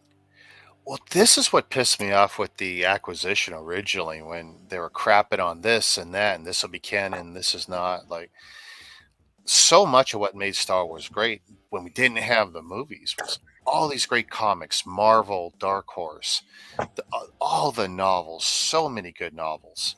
But do you know who saved Star Wars though? It wasn't Disney. It wasn't George Lucas. It was one other man. That's Dave Filoni. Like Cowboy Dave Filoni. Oh yeah, he I give him and the other guy all the credit. he 100% saved Star Wars. Like, look at who they brought in from the Book of Boba Fett that was in comics that are now, I guess, like canon because they're in the TV show. Yeah. Like it's like when I saw that, was it Black Cassian or what was his name? The Wookiee. Yeah. I was like, who is this? My daughter can tell you the name, and that blows me away that she knows the name better than I do. But just imagine how he feels. All his cartoon characters and creations and stuff coming to life on real TV and becoming part of the real deal. It's like or Ahsoka. Ahsoka is his baby. Ahsoka. Right? I mean, yeah. Like, to be honest, I'm not a big fan of the live version of Ahsoka. I think it looked really cheap and poorly done. And the actress, but it was really. Like, I don't mind the actress. I've liked her for a long time because I was a fan of.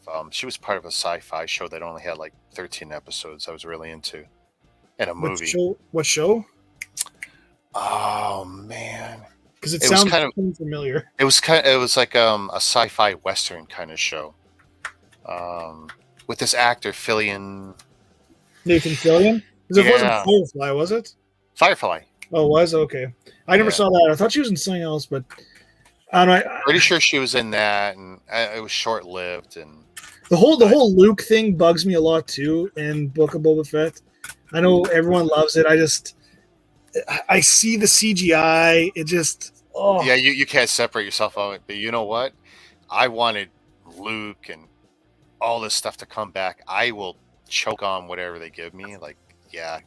No, and I can get that. I can get that for some, and it's cool. Don't get me wrong, really cool. And what bugged me bugged me about the whole Luke thing is when now we're gonna talk about Book of Boba Fett, is when he made Grogu choose, and that, like, I was like, haven't you learned from other mistakes? Haven't you learned why the Jedi Council's gone? Like it's just like in the movies he doesn't seem at all like he acted in the movies. Yeah, like personality, everything. And he thought Ahsoka would tell him, like, hey, I left the council because of this. And it's just, I don't know. Maybe they're brewing for something bigger. I don't know. But it's just some of that stuff really kind of frustrating. I mean, I should have known where he was going to lean when they made the effort to even make Mandalorian with chainmail for him. I mean, that of course he was going. Yeah, that he would turn down the sword. And it's like, but even like, so Yoda's lightsaber shouldn't even be there. It got destroyed. Yeah. Because so it's, again, it's, I don't know. I don't time anything too closely. Oh, that's an actual Yoda saber as opposed to just a saber appropriate for that size of creature, whatever. I know everyone's supposed to make their own. They're supposed to make their own unique lightsaber. It's unique to them, and it has the features. Well, they said Yoda's lightsaber. Yeah. Right? So like again, I just don't know. Why did Luke keep it? That's a grown to attachment. It's like you're contradicting I don't know. That was just bugged me a little bit. That's why I didn't like. Oh, hey, I blame Luke for downfall of the Jedi. I mean, yeah, it wasn't Vader. It's Luke. Luke's the nail in the coffin. Well, I think they needed a way to not have Grogu at the Jedi temple when Kylo Ren turned. Because they didn't want to kill him off yet because he's such a valuable asset still for the marketing of the business. Oh God, yeah. Like, man, I hate when people call it Baby Yoda too. It drives me nuts. I got like 4. I don't know why I have so many shirts. I got 4 shirts, But See, exactly. I won't call him Grogu. I'll call him Baby Yoda almost every time. No, I call him Grogu every time, or the child before he was even. Oh, the child, yeah. Yeah, I didn't like Baby Yoda, so I called him the child. We should call him Baby Yandel, right? There you go. There's a little. I could do that. Oh, yeah. Where is this gonna go?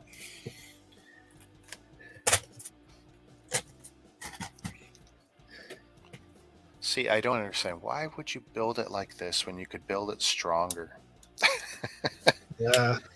I mean, I'm constantly going to be knocking these parts loose until hopefully they give me something to reinforce it in a later step. But it's like I could fix it now. So you can't buy those things. You're too much of a perfectionist. You're just going to battle yourself every time. Oh. And and I will fix things. I had to. Look, I fixed this guy's eye. But the worst one ever was buying from Super 18K or 18K Super 18K, whatever, Chinese company. 24, 28-inch tall Gundam. Beautiful, right? I don't know.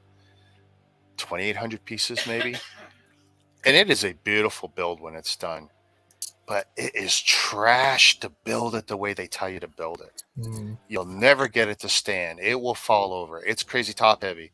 I don't know how many times just the two legs, I think, add up to like a kilo each. And they just want to collapse. And I actually glued 4 sacrificial pieces together just so it would be more stable and then stud into that. So it's not like glued to the robot, but for the stand, I wanted a particular angle because I felt their stand wasn't ever going to support them. But if I glued a piece a certain way and then stud into that, it'd be perfect. And it has been ever since. Are you surprised that Lego hasn't done anything like Gundam or Transformers or any of those type of? Well, we're getting Transformers this year, apparently, right? Well, I've seen the rumors. I'll believe it when I actually see like a box or something. I'm still pretty sure that I'll have a Chinese Prime before Lego gives us one. No, but I'm just like, are you surprised that Lego hasn't done that? Or in the past, no. Like and Gundam, the market of Gundam is huge. It is huge, but it's still so localized to mostly Asia. Yes, there's fans here and all that, but you're talking like 10% to 90%. 90%'s in Asia.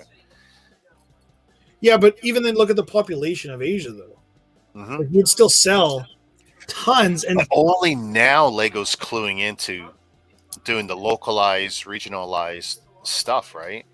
The Chinese festival sets. I mean, they're only starting to clue into those markets where, you know what? It's okay if you only... Well, I mean, we don't think it's okay because we want the sets too, but they love getting stuff.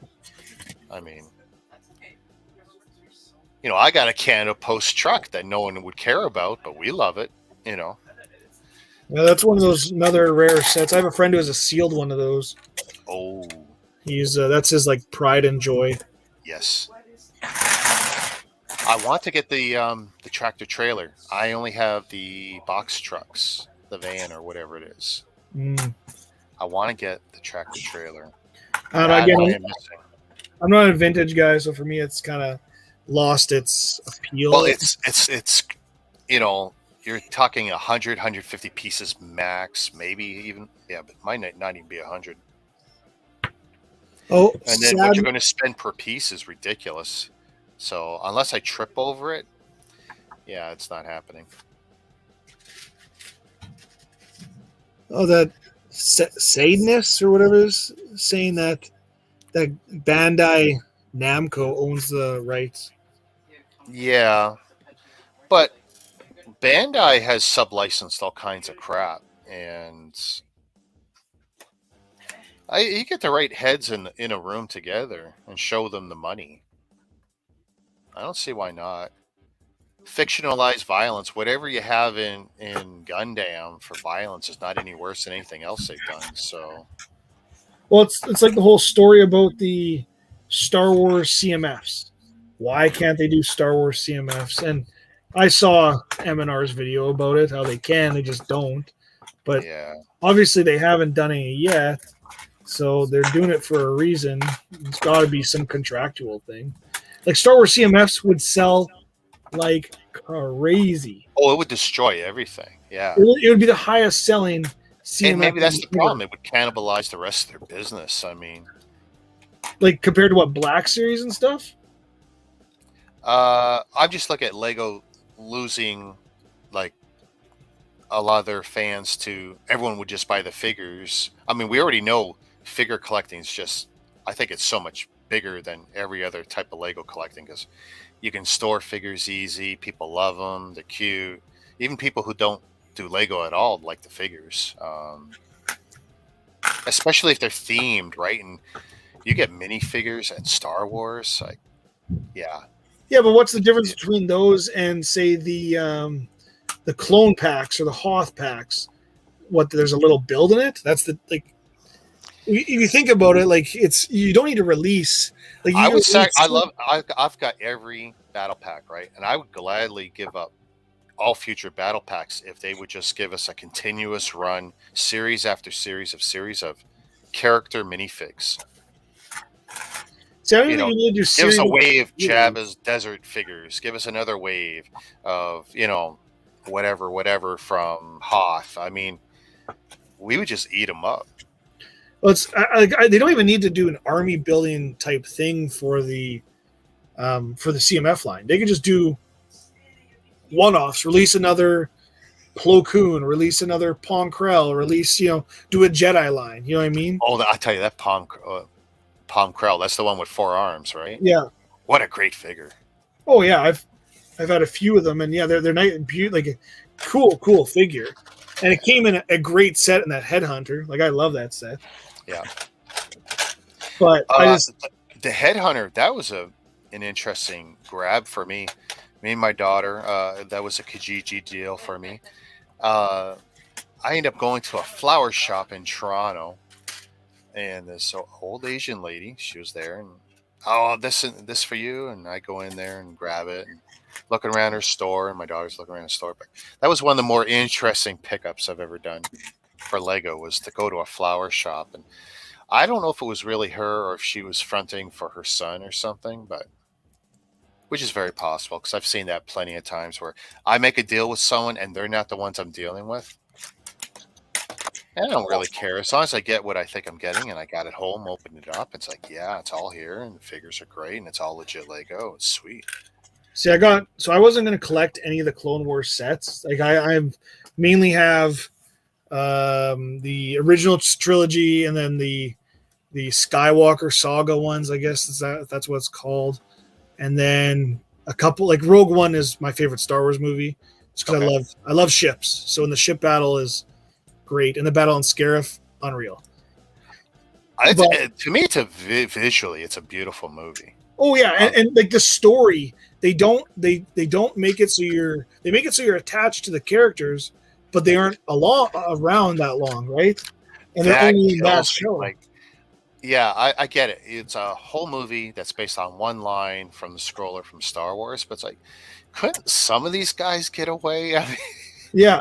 No, but even so in the, I don't know if you ever heard this story. So there was actually never supposed to be a gold squad, or maybe it wasn't gold squad, but there's supposed to be a blue squad. So when Lucas did the original trilogy, he could not do blue X-Wings or a blue squadron because of the green screen. The green screen effect. Okay. So blue squadron, it shows them dying in Rogue One. That's why there was never a blue squadron in the original trilogy, because that's so. I love things like that. I think that's great. Well, I love the limits of the technology, like on Hoth and Empire Strikes Back. You look at the snow speeders, the translucent frames for the cockpit, because when they were doing whatever screening effect, you can see through the forward pillars of the cockpit.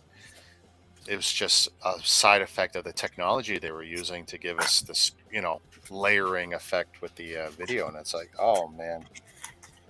No, that's just which they fix in their specialized versions, but that's the thing I love about some of the storytelling is like it's only a real fan or like a fanboy or someone who does research like I do will know who some of these characters are, or like Rex showed up on Endor. There's an old man who they're saying is Captain Rex. I know, and I've got the figures too, and I'm perfectly happy pretending it's Rex, even if it isn't. Exactly, and so am I. And it's I find it funny. I think it's hilarious that's how it kind of goes. But it's nice to see they're trying to tie stuff, because like the one thing the Clone Wars, I think, like the animated series gave us was it humanized the clones. Yeah, it showed how different each of them were, and it showed what they're like. Like you watch the last season, it shows how like Rex is losing all of his brothers, Yeah. right? And look at Echo, like things like that. They're just, it's I like it a lot. No, I was a really big fan of the cartoon. I was so upset when they had pulled the plug originally. It's like, no. And then I just ate up all the rumors of what the final season should have been, and then script reads. I was watching YouTubers doing script reads. They got their hands on the scripts and stuff and acting it out. Like, I was all into that. Yeah, And then so happy when they finally gave it to us, or gave most of it to us. Like episode 7 or season 7 was really some parts were really good, some parts were terrible, but I love, like, my favorite scene is when Anakin kills or cuts off Mace Windu's arm, and then Palpatine kills him, and you see Darth Maul like open his eyes and go, "Oh shit," and then Ahsoka feel it, and then Rex drops his helmet because he knows he's got to kill her, but he doesn't want, It's out of really, really good stuff. Great storytelling. I mean, the Star Wars fan base is not hard to make happy. Just keep feeding us stuff and we'll eat it up for the most part. It'd be nice if it makes sense. It doesn't always, but. I just got a funny text message. A guy, he's like, "Hey, I'm wanting to buy a Rancor. If you come across one for a decent price, do you mind telling me about it?" I'm like, what's a decent price? Like, I hate that. I love that on Facebook when they're like, "Hey, I'm looking for this, but I want to pay either what it was worth or lower." It's like, yeah, good luck with that. It's like, you're talking to the wrong group of people, then try to find in a bulk lot. That's what I tell them. Yeah. Oh, this is horrible. These are not good instructions. They're just not. Start freehanding it. This might be the first step I have to really go out of my way to correct, because I'm looking at it now and I'm skipping ahead, and it's like, guys, the laws of physics need to apply here. Oh, you know what it is? It's a floating piece. Oh my God, what are they doing? So you're just magically putting it in place so that in a later step something will stud to it. This is bad. There's better ways of doing it. You build the sub-assembly and then attach the whole assembly, To put one piece now that's going to float for a while is stupid. So I was hoping they'd release another Rancor figure with that Boba Fett's throne room. Yep. I was really hoping, but they aren't. So those have been turning up at Costco in the States. Early and 20% off. Those Oh, yeah? Yeah. No, you're right. Yeah, I've been seeing people picking them up. And I'm guessing Ryan's probably already done a video, right? I don't know about Costco, but like, are you talking about which Ryan? Are we talking about Brick Maniac? No. M&R? Yeah, he built it already. Yeah. But I'm personally not going to buy that set, but there's some cool stuff. Really? I'm not a big as again, I collect the ships. Yeah. I kind of singled myself to that for space and for financial reasons. Oh no, it's smart.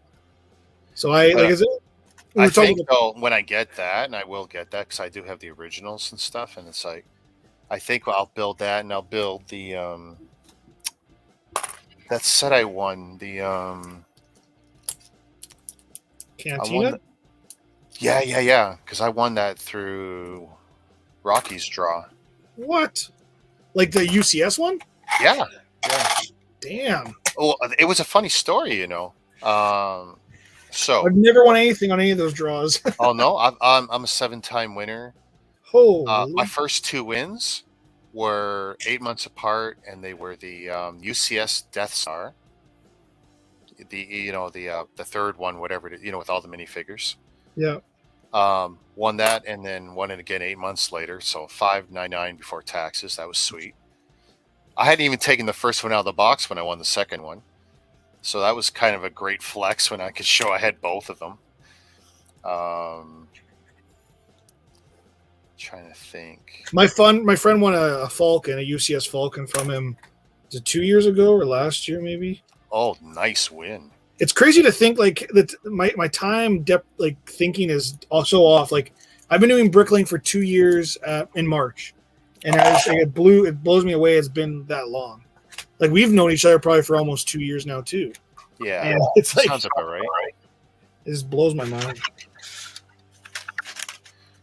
Me and Ryan, I think we've been tied together now 3 or 4 years because he hooked up. He started watching me and hanging out with me online even before I dragged him on screen when I was heavy into doing the Chinese tanks. And those were some brutal builds because first you got to watch me and hang with me while I'm sorting 1,000 to 2,000 pieces in these horrible marbleized colors. Sometimes they're hard to even tell what color they are. Not the greatest bricks. The instructions were usually very good, but the bricks were usually not great. And I'd spend 2 hours just doing the pre-sort. And then 6 hours later, 8 hours later, the sun's coming up and I'm finishing the build. And it's like, wow, those who actually sat through some of that, that's pretty great. And Ryan would sit through a lot of that with me. How many of these do I need? 5. So I must have the tiles. Oh, here we go. 4s and 1, 3. Oh, there they are. 1, 2. And I heard they're doing another gunship too. That's play scale. Really? I heard that rumor as well. It sucks, because when I built the play scale one, which was the most recent play scale one, I can't put the wings on it and put it in the cabinet. So I took one of the wings off, put it behind the set. And then I got, the fancy one behind me that I haven't built. And now you're telling me there's another play scale one coming? Oh, yeah, there's supposed to be another Jedi fighter this year too. I don't know. Like again, I collect. Like I have the last play scale one had the non-clone looking heads, right? For the clones, it was the angry clone face. I have that one. That's actually what started my. Like again, I didn't collect the prequel era ships until I got the gunship. I got in a bulk lot of all things, and now I only collect certain ones. So I got this one's gonna pain you. I got a used Vader, virtually perfect condition, for $50. Oh wow! And then the same guy, I actually knew him, and we knew each other from previously. He used to work at a video game store I used to go to as a kid all the time. She's like, "Hey, I'll sell you all my Lego. Don't worry about me putting me more on Facebook. You get first dibs." So I bought a Arc 170, a Headhunter, and Anakin's Y-wing, and that's all I'm collect. Those 5 for the Clone Wars, but I paid very little. Yeah, that's a nice collection of them. But he just sold me Jabba's sail barge, Jabba's palace, and the desert skip. All the second edition sail barge. I bought all 3 of those for $200. Wow. All used, but from a collector, right? So they're pretty much brand new. And you're keeping that in your personal collection? No. Oh no. I just finished washing the skiff, or just finished drying, so I'm gonna part that together soon. And then the sail barge I just washed today, actually. So, I mean, one of the biggest reasons I never move forward. Every year I think about doing a bricklaying store, and there's been a couple people I've had real serious talks about getting involved with, but it's like I couldn't make money doing that because I'm going to pull half of everything out that I like, and I just know I will. So that's why you got to set. I just buy ships. I have a couple. Don't get me wrong. I have a army of Sith stormtroopers, and the stormtroopers from the Rogue One and the Rebels. I have an army of those. That is the only thing I have army built. I'm gonna have a mini army of clones from the clone pack, but that's about it for army building I do. Okay. But I don't know what my dream is to open up actually like a Lego store in Saskatoon. But A real store, yeah. it's just my wife and I have sat down and talked about it, and it's too hard. Do you think you got enough people to support a store out there? I think you would make it a destination, right? Yeah. And like so, there's a store in Calgary called the Brick Bin. I don't know if you've heard of it. Yep. You just opened their second location. Really? Calgary is bigger than Saskatoon. I'll give you that. But Sure. like that's crazy. How he just opened a second store, and he hasn't been open. He's been open through COVID, so obviously it's been a little rougher. But like, good for I'll him. tell you, he owes though a part of his success to the YouTubers, and I don't mean just Brixie. I'm not a Brixie fan anyway, but a lot of people they have made that a destination to go to, and they'll make videos. And So why aren't you a fan of Brixie? Now I'm curious about that. oh, dude, Jordan. Oh, I think he's scum. So my name's Jordan. You know what? But, So here's the thing. He's brilliant, very smart guy. He figured it out. At least right now, he figured out how to be successful with the YouTube, what it takes to get the views. Putting everything under his business, under his LLC, all business write-offs and stuff. I hope it doesn't bite him in the ass one day.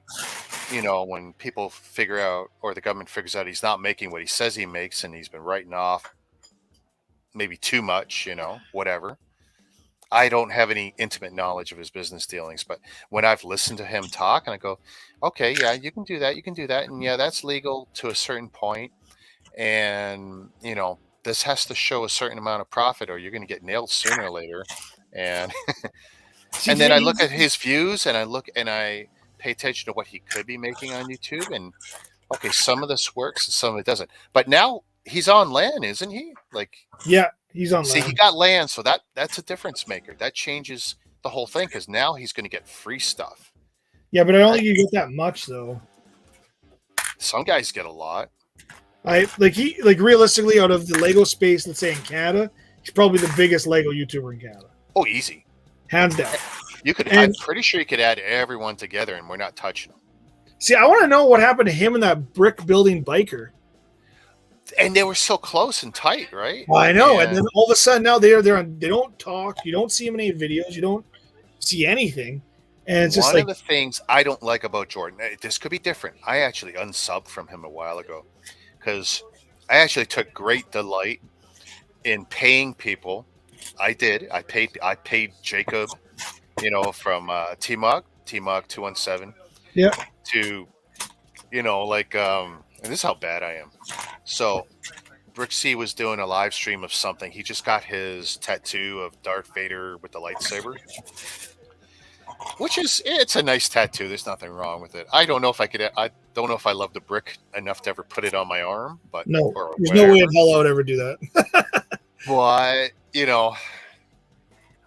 when he put it out there, I go, okay, Jacob, because Jacob needed some money. And it's like, and at this point, I'm paying Jacob to puke on his live streams, like eat these nasty jelly beans and go puke. And if it gives me a giggle, I'll pay for it. If you entertain me, that's what I'll pay for. I don't like supporting YouTubers otherwise, because if you're not entertaining me, like for real, then you're not getting any money out of me. So you're a troll. Is that what you're saying? Oh yeah, I'm the best kind, the one with money. So, I'm the one with money. So Hey, remind me to never make a YouTube channel then, or else I'm gonna be screwed. Oh, like I said, if it makes me laugh, I'll do it. And so I said, Jacob, you want to make something more than $2 a video? He goes, yeah. I said, go on Brixie's live stream and make a comment like, why does he have a tattoo of Darth Vader holding a dildo? I kid you not. He says, you'll pay me? I go, yeah. And he goes, how much? I can't remember what it was, $20, $25, whatever it was. It was definitely more than usual, $2 a video. And so he went and did it, and did it live, and you could see Jordan reading the screen and read it, because Jordan had a habit of just reading comments straight out without like pre-processing it first. And so he read it out loud. And I was, and Ryan was, watching too, and we're just laughing and giggling and You doing, guys should have clipped that and saved it. I would we have loved got it. it. No, we have it somewhere. But the worst part was how it affected Jacob. He didn't. I mean, at first he thought it was kind of funny, but then he realized, like, I guess he was probably 18 at the time. I mean, this was about 2 years ago, and that really affected Jacob because he looks up to Brixie, and I guess he would like to be the next Brixie or the Brixie of his area or whatever. And eventually, he ended up meeting Brixie, and it's like he apologized apparently and all this stuff. But I was. I wouldn't have apologized. What's he gonna do? Like, realistically, what is he gonna do? I don't know. I think that's hilarious too. If you have the video, if you have the clip, send it to me I'll over dig it up. Facebook or I something. will dig it up for sure. I want to see. That's hilarious. Yeah, and I mean that's not even the worst thing I've done online to Lego people. Beyond the Brick, Joshua Donlin, right? I paid him to get off the screen on a charity stream. I said, if you're really serious about supporting this charity, then you'll take my money and get off the screen so I could just see the other guys talk because I'm sick of listening to you. And I tell you, he took the money and he got off the stream for 25 minutes. And he probably needed the break anyway. You And are then- vicious. Well, yeah, because I find it entertaining and I'll throw the money at it. And the best part of that wasn't even that situation. Anytime they do a charity stream, I make sure I come on, I say Shazam, I go, hi, Joshua, and you'll see his face every time. And it's not that he's got a lot of emotion, but you just see his face, like, all the emotion disappears. Like, oh, not this troll again. Like, I hope he doesn't say something for money, And you know what, though? They have ignored me a few times when I've thrown offers for more money. Here's another one. I offered. Okay, so this was for not Mandar, but for his buddy Sans. Yeah. So Sans' phone was broke. We're on Brick Hive stream, and Sans was going through his closet, pulling down rare, weird Lego things and other stuff that he's willing to sell. And it almost seems like he's eBaying it, like right there for us live. And people are making offers, like just giggling. Oh, I'll give you $50. He actually sold a few things. I go, well, let's stop playing around. How much you want for your eyebrow? And so Brick Hive reads that to Sans because he's not reading the screen. He's looking in his closet trying to make money to fix his broken phone. And the plastic architect goes, no, Richard. And I'm on the stream, right? And I go, yeah, how much for Sans to shave one eyebrow? So he's listening. And he knows because I've donated silly money before for silly stuff that entertains me. And he goes, well, what do you offer me? And I think I got up to like $75 or something. And he sat there like, he's really thinking about it and stuff. And I don't know how much of it is just being the entertainer that he is and humoring me, or it's like, that's a real easy thing to do and hair grows back, 3 to 6 weeks, your eyebrow will be back. But then he started negotiating, like, can I shave them both? I go, oh, no. I want one eyebrow, and I want the one I think it was his right one, because that's the one he always leans into the screen, because he pretty much thinks that's his better side. And, like, we're going back and forth for 20 minutes about this. Stream ends, he doesn't bite. Next week, it comes back up, and I think I upped it to about $100. And he's not in nearly as dire straits. Still needs money, but he's figured out some fixes to his financial problems. So he's not really entertaining me so much. I take that same offer and I throw it at Corey here in Canada, A&A Hobbies. Because everyone takes me seriously when I make these outlandish offers. Because I will follow through on it.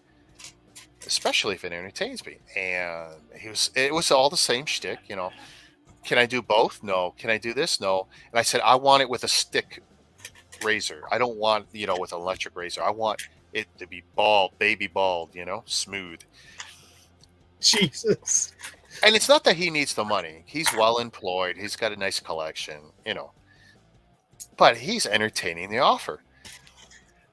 I'm offline. I'm doing whatever. And then one of my buddies goes, maybe it was Ryan. I don't know. He goes, Corey's going to shave his eyebrow. I go, no, he's not. He didn't accept my offer. No. Strict to Bricks or whatever his name is. Another guy had taken my gimmick, offered him another $25 on top, got him to shave his eyebrow, and he did it so half-assed, like it wasn't even clean, Yeah. And of course, it grew back. I was really disappointed, but I made that like my wallpaper on my phone for a while. I go, this is the best day ever. And Corey goes, why? I go, I got you to shave your eyebrow, and it didn't cost me a thing this time. Because if I hadn't started that snowball, the other guy wasn't. But the other guy's got money, and he's done a few things like that before, but usually not out to embarrass anyone or whatever. He just donates to streamers he likes, but yeah, he grabbed my gimmick of doing embarrassing things to people for money, and or getting them to do embarrassing things. And but yeah, that's one of my claims to fame. So when I go Shazam into certain channels, like for some people, it's hey, awesome, Rick's around, and for other people, it's like, oh no, it's the troll with the money and the. Where's our Life Brick Studios been? I don't know. This guy just disappeared off the face of the earth. Yeah, well, he used to be really big. Like he used to get like 8,000 or 9,000 views per video if it's the same guy I'm thinking of, and then like, the curly hair, glasses, right? Yeah, curly hair and glasses. He kind of a little heavy set guy. I don't know if he's lost any weight lately, but nice enough guy. We had a little fall. Him and me actually didn't have a falling out. Me and someone else had a falling out, and he was kind of a side effect or innocent victim. And it's just like, you know what? I don't need to talk to you anymore, so I won't talk to you and you either. It's like the whole bunch of just go away. Well, only because every time I would hang around with these guys, I ended up being up late, and it just got ridiculous. And none of us were doing anything with bricks, and it's like, just like what you're doing. Well, at least you're sorting and I'm building something, but we'd end up in like 2 or 3 hour talks and no one was doing anything with bricks. And it's like, okay, I've got actual other friends I could do this with who are a little less annoying and a little less demanding of my time. So it's like, okay. But yeah, I haven't seen him in a while, but then again, I'm pretty sure I put him on the shit list for a while. Well, I'm not subbed to him anymore, but I still haven't seen him. And yeah, like the thing with when you're talking about Brixie, what bugs me about him. Check out Jacob. If you check up Jacob's channel, I bet your Life Bricks is around there. Oh, okay. The thing that bugs me about Brixie is he seems so fake. Like he seems like he doesn't. I feel bad for his wife. Well, I'm convinced his wife is not nearly into this stuff as he is, and she's now a part of the business too. And he's made her a part of the business and doing whatever. So I've never asked my wife to sort Lego or wash Lego, anything to do with Lego. I have as a joke, but my wife builds now, but she builds what she likes, not what I like, not what I do. See, my wife built one set like a couple weeks ago, and this is hers, and I got to take a picture of it, and then she can build it. She's been bugging me. Yeah, it's just like I don't know. I don't try to. I always bug my wife because she's been talking about retirement lately, and so I'm always bugging like, oh, maybe you could come work in the Lego store and sell Lego. She's like, I don't like Lego. I'm not gonna do that. And I'm like, I know. I'm just messing with you. I know, but it's just like I don't know that guy. And I know I think he does love Lego, but I don't think he loves the Lego community. That's like how I just I feel that feeling. So what was his business before? Was he just into accounting or something? Like I've heard his dad owned a warehousing business and he worked for his dad, or like something along those lines. Okay. I think he worked for his dad in some way, shape, or form. I honestly don't know how the hell they're surviving. Maybe their rental property does great because I remember they kept their old house, or he said that at least. But like something is working for them, and God bless them that they figured it out. And if good for them. And of course they're only telling us what they want to tell us, and that's their business, and that's great. And if it's all working, God bless them. Well, but even like he was talking about opening up like a Lego warehouse showroom type thing. where he'll have interactive things and he'll have a city in the middle of it and this and that. And I'm just like, really? Like, Well, I loved watching him build out the basement in the new house, right? That fascinated me because, he went out to IKEA a dozen times, bought all his billies and then his tables, and he had problems getting the legs, and watching him do all that, and then immediately having to rejig it, and then again having to rejig it. And then he does just so much content and so much Lego. he does a video a day, and like I just don't know how, like, for him to sit down and actually make like ideas for videos, man, that must, like, I could not imagine doing as much, like, as a video a day and having to do, so you did in 1 week, you did like 4 videos with him going to buy Lego. Yeah, but you'll see how those do for him compared to a lot of his other stuff. I mean, Yeah. people love watching that those haul videos, and So I only have, like, I would say maybe 4. Like, I'll watch your lives and stuff like that. You don't release many videos per se. no, and trust me, YouTube likes to remind me of that all the time. But like the main people I watch are actually bricklinkers. So like Yeah. Pop's Block Shop, he is. Oh yeah, He is by far my favorite. Like, he's a smart guy. He knows business. He quit his job last year to do it full time, and he sets goals and he hits them. And then his like wingman, who I love watching too, I actually talked to a little bit today, was Ralph's Bricks. I like watching him too. Like, he's trying to be a carbon copy version of Pop, but that's fine. Like, if it works, it works. But it's and then there's Montana Use Bricks. I just don't mind watching her because she kind of just speaks her mind, and I like that. I prefer that because, like, when you say you want to start a bricklink store, I know a lot of people who want to start. I helped open 2 stores in Saskatoon, and helped. It's funny how many people I've helped with the bricklink stuff, but it's like, do you run a store? Nope. But they don't. I don't think people realize how much work it is. Like, Yeah, I helped a that's couple what scares me. partners. Is that I know I'm going to hate it really fast. Well, it's like that Montana Use Bricks was talking about burnout, and I felt that too. Like, right after Christmas, I was just like, I'm tired, so I shut down for 2 weeks. And I didn't even touch Lego. I just walked away from my room, and it felt good. And like, as soon as you lose the love for it, there's really no use of even selling. Like, collecting maybe, but why would you keep selling? And it's, that could be a difficult thing for sure, because I know some people, this is their full-time job. But this isn't mine. I've come to now the conclusion it probably will never be. It's a dream, but it's something that's probably never going to happen. But yeah, it's interesting to see all the people who want to start stores, and then you kind of start explaining to them, like, okay, you got to do this, you got to do this, you got to do this. And like I said, the one store I helped in Saskatoon start, they like rarely add stuff. And so they're like, man, we have no sales. I'm like, have you been adding parts? Well, no. There you go. Like, yeah. Or I'll tell, like, there's one other one I talk to quite frequently, and she like, man, how do you have so many more sales than I do? And I said, it's because I add parts all the time. This is like, I work 2 full-time jobs, So, but I'm hoping to build this, and I'm hoping when my kids get maybe a little bit older, my son's 10, my daughter's 5, that maybe they'll want to take over. Oh, wouldn't that be nice? And I'll just like guide, like my kids are, I would say, a little too privileged right now to, and I've done that to them. It's 100% my fault. I'll give you that. And they don't have the same like killer instinct I think we did when we were younger. Right? Like, if I wanted to buy a pack of Pokemon cards, guess what? I had to go shovel a ton of driveways or move some rocks or whatever. Well, even when I was really young, I had to go to the corner store if I wanted that change, right? My mom said, you can keep the change. And back then it was okay. It was worth the effort. But yeah, you had to do something. And that's my point. Like, it's a different beast now. Like, I don't know. Me and my wife talk all the time. Like, okay, gloves are off. They got to figure it out. At the same time, you don't want them to become bitter. I'm not saying we became bitter, but some people have. And it's just, I don't know.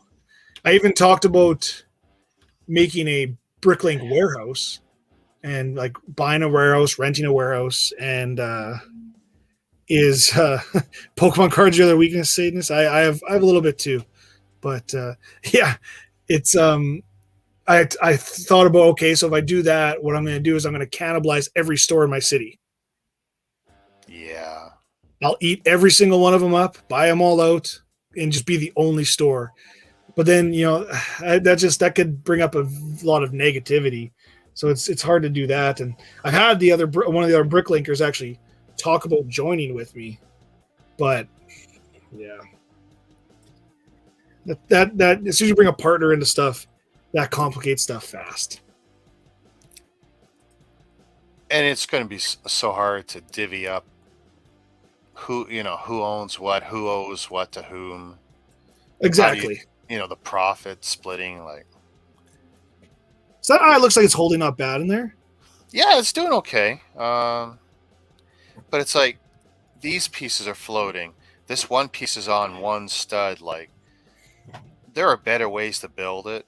And to me, you would build this assembly and then attach it, as opposed to, attach it by one stud now, when you could build the top, sandwich it down on top of a handful of studs, and it would be so much better. Like, this is very rookie.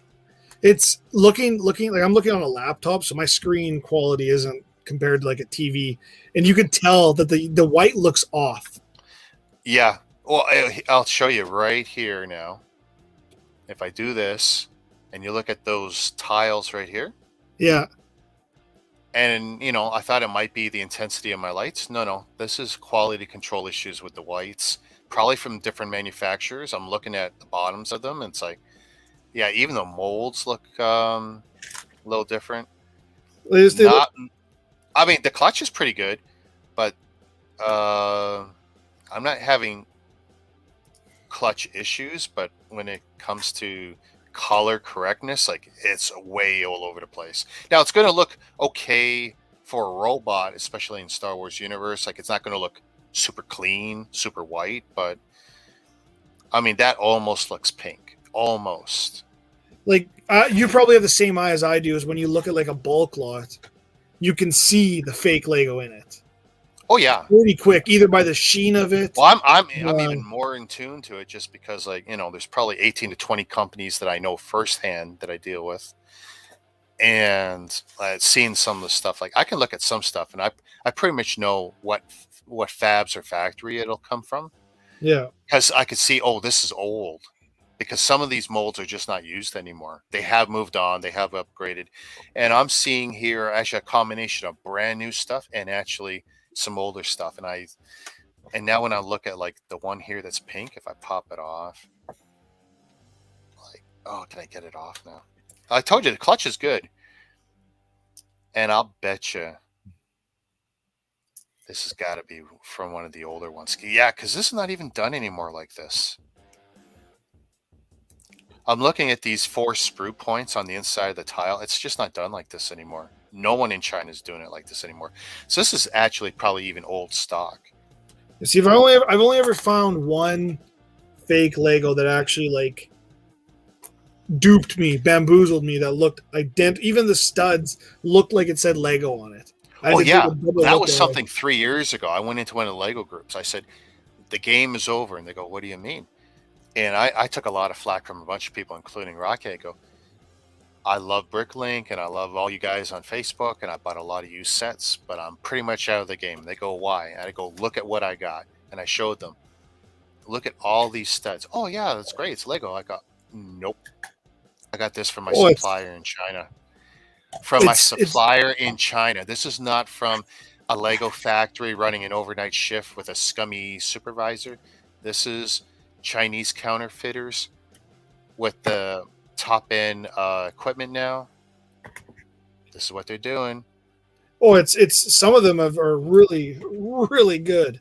And I said it still didn't say Lego on the studs, but it almost looked like it said Lego. Oh, dude, what I had, Lego on the studs. Really? Yep. Yep. And I had it on parts that were near impossible to get. The UCS Vader's TIE Fighter, the windscreen. It's a big hexagonal trans piece only ever made once. Dude, you can't believe how many of those I got. All of them are counterfeit. Yeah, see, I didn't even know there's a nutcracker. There's a piece, I think it's a dark green piece, or it's one of the, like the Technic pieces. You cannot Lego does not make it. You can get it, fake through China, but that's about it. And you know what I am trying to get done through China? I'm trying to get monorail. Well, you know who has Lego didn't make monorail. You know, that was third Really? party or Samsonite or whatever. Lego didn't make the monorail, so Like they'll never bring it back. Everyone, oh, they'll bring it. No, Lego will never bring it back. They don't have it. well, They and it's so didn't make it, expensive now. and it's so expensive too. See, I have a Um, bunch of monorail. But Remember I sent you that a while ago?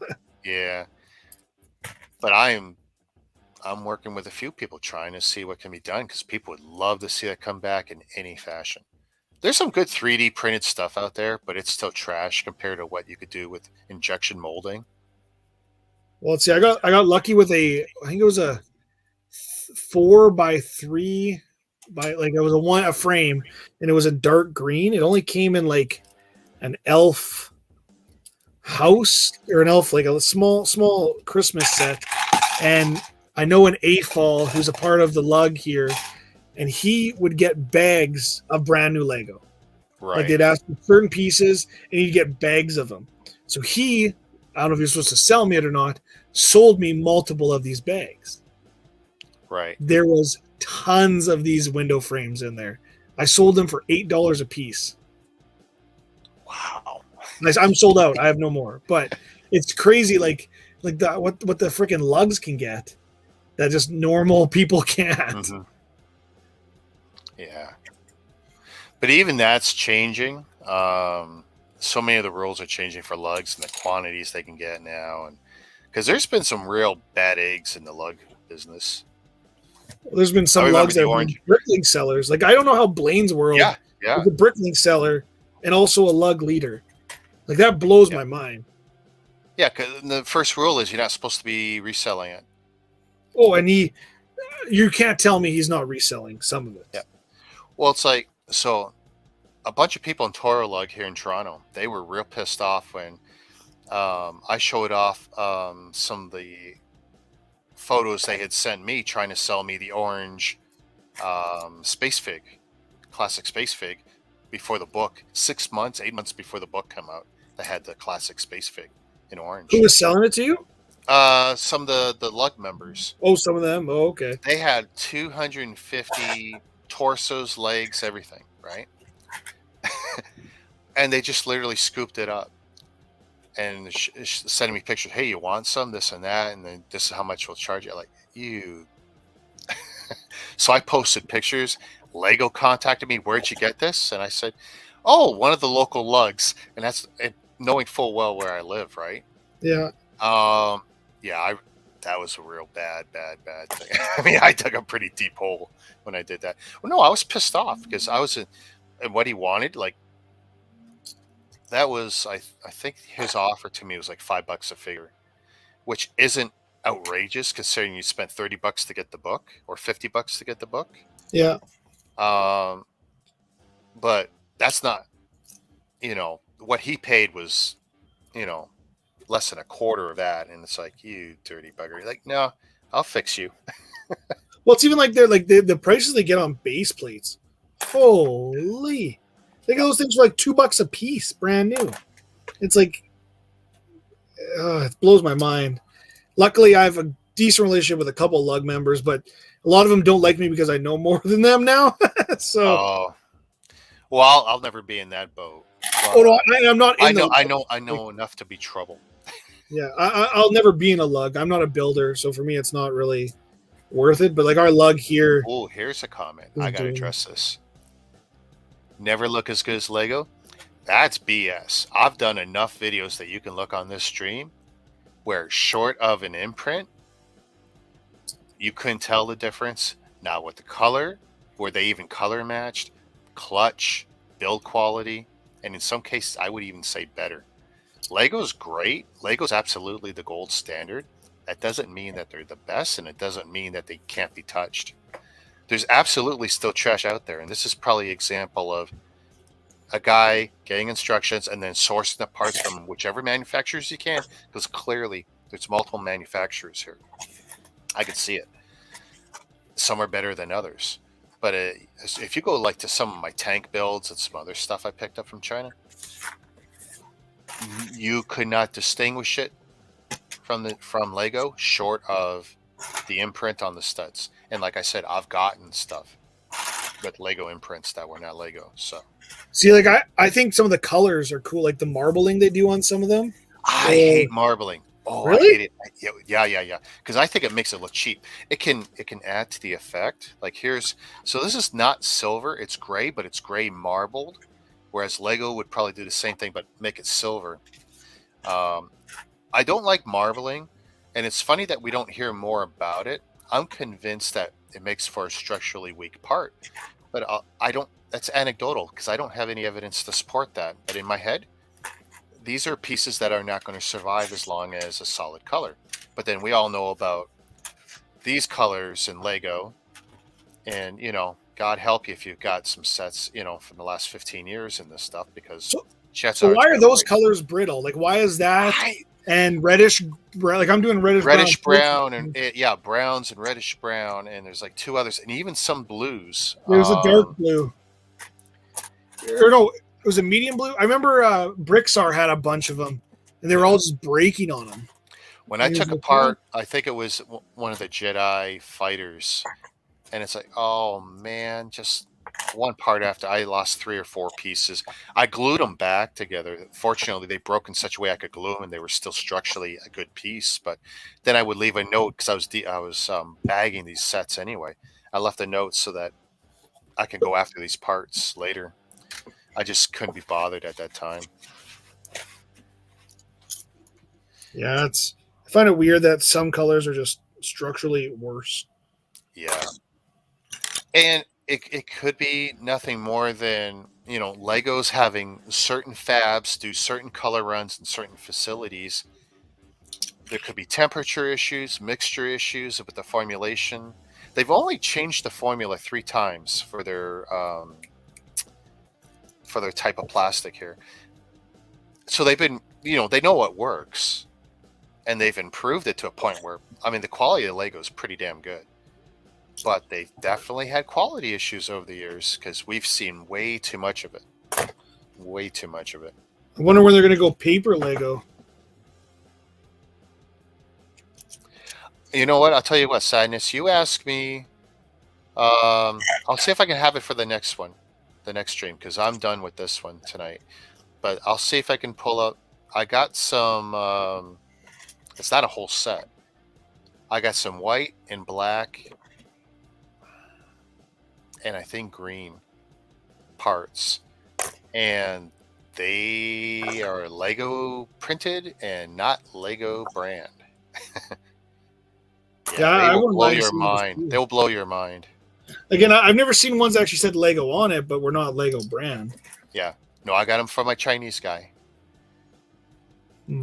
When I used to make more Chinese videos, and you guys see this. You guys see this. Okay, let me see it. And I go, you're not really putting this out there. He goes, some of us are. It's like, you are going to get so burned, when Lego figures out you're actually doing that, because that's just pushing too hard, Did they ever win that lawsuit against? Who was that? So Lego got 3 judgments against like one major company for the infringement on like the 3 IPs and the cloning of like the Ninjago and a whole bunch of other sets they had. But of course, getting that money, getting a judgment in China is one thing, and that's hard to get. Getting the judgment's one thing. Getting money, that's another thing altogether. That's nearly impossible. Getting place to shut down is easy, but it's just like a Hydra. Another, you kill one and 7 more heads come out. Oh, yeah, Lepin.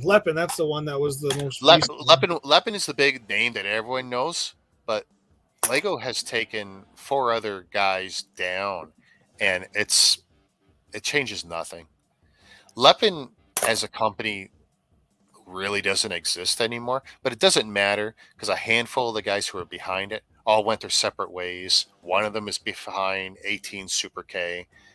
So they the ones made that Gundam set. Actually, they're the ones who made that giant dragon. Did you see the dragon I built last year?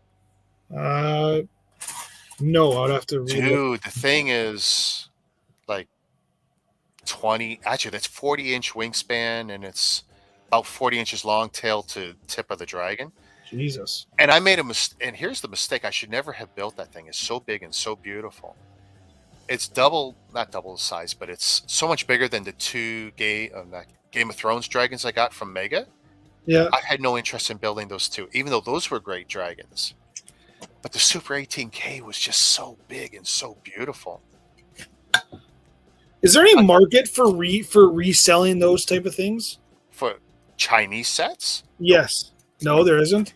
Even if it's not a counterfeit or a copy of something that anyone can defend, right? As soon as anyone understands Lego has a Lego brand on it, Lego has an imprint, it's very hard to get anyone to wrap their head around, like, well, why would I spend $80 buying a Chinese set from you that probably doesn't have a box now? You have a manual, doesn't have branding on it, and has no branding on any of the bricks. So it's a hard sell at the best of times. And then if you go down the road of, oh, maybe you bought a 1-to-1 copy of, like the Batwing I got here on the desk, the UCS Batwing. Well, I mean, you could buy the same set for $78 in China and have it here, have it in Canada in 3 weeks. The build is fine. I know people have built it. I wouldn't want it personally. I want the real thing. I think the real thing looks great. But I mean, there's a market for it. I don't like the blatant 1-to-1 copies of legitimate released products. That kills me. I know there's parts of the world where they'll defend that, say, on stuff you can't buy anymore, where Lego isn't making money anymore. I see that argument. It doesn't hold any water for me. But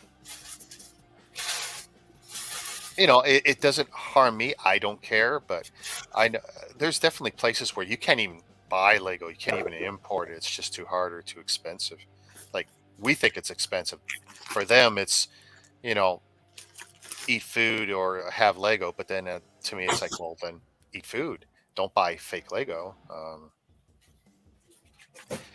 I don't judge people too harshly on it. I just don't want to see a copy of a Star Wars UCS set. I don't want to see a copy of a Ninjago set. I just don't. Those are Legos, and I don't want to see that. Well, I just remember even like the Poe Dameron X-Wing. I remember that's one of the ones I specifically remember. And it was, I think the instructions were carbon copy of Legos for Lepin. Oh. I'm pretty sure they're very close to the carbon copy. Well, there was definitely some manuals printed for a bunch of the Chinese guys, and they were so bad that they would literally do color copy, page for page, everything, 1-to-1 copy, and then they would just literally put their sticker over the Lego brand. It's like, that is the most blatant. Like, they wouldn't even reprint the cover with the logo. They would just put a sticker over a copied Lego, laser copy probably, It's like, wow, the balls on these people. They don't care.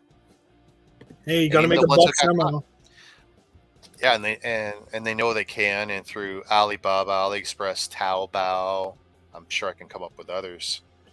AliExpress is probably the easiest because at least it's got a site you can read. Taobao, you can't. I haven't found translation software that'll do that site properly, but if you can find someone who can read it for you, Taobao is a great place to buy all that stuff and more.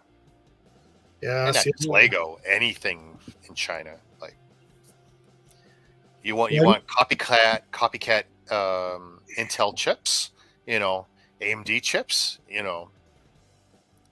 for 20%, you can absolutely, and they'll work. I know people bought them. It's like, you want to have a graphics card you can't buy because all the miners are buying them, or you could buy these other guys. Their video works, their cards work. Yeah, it's until they burn out. Yeah. I wouldn't. I can't tell you how long their crap works. See, this is a weird thing about me. So I sell online, but I do not buy online hardly ever. Yeah. I'm very, very seldomly buying from Amazon. I've never bought from Alibaba or any of those. I've considered because they got some tools and stuff that are kind of neat actually that we just don't have here. Oh yeah. But it's just like it's the trust. Have you seen all those Lego tools I got? Like pin pullers and all that kind of stuff? I've seen a couple of them, yeah. I probably have the world's largest collection of them. You just love tools. Well, it's like this is so handy for pulling out Technic pins. I could use that this morning. I was taking apart a Technic set that was literally had like 2 inches of dust on it. And on the bottom, you got some axle pushers. Yeah. Very handy. Not terribly strong. Doesn't last forever. Where did you get that from? Alibaba? AliExpress. Yeah. That particular one is probably $3. See, honestly, I between use $2 to $10 Canadian. I use brick separators a lot. I know see people have like buckets of them, but I have one beside me all the time whenever I'm working on Lego. Oh yeah, I mean, I know at any one point I can pull out 1 million of them, and then my collection of non ones is kind of interesting too. Even if the brick is amazing, I've yet to find a really good Chinese brick separator.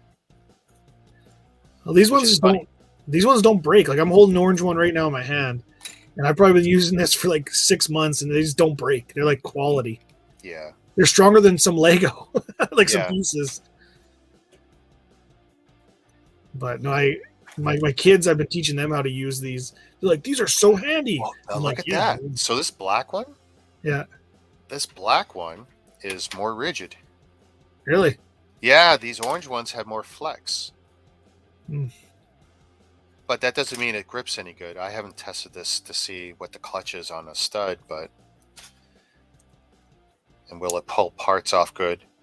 Because that's really, if a brick separator can't grip studs, it's useless. A lot of people don't realize that the tip is good for taking off tiles.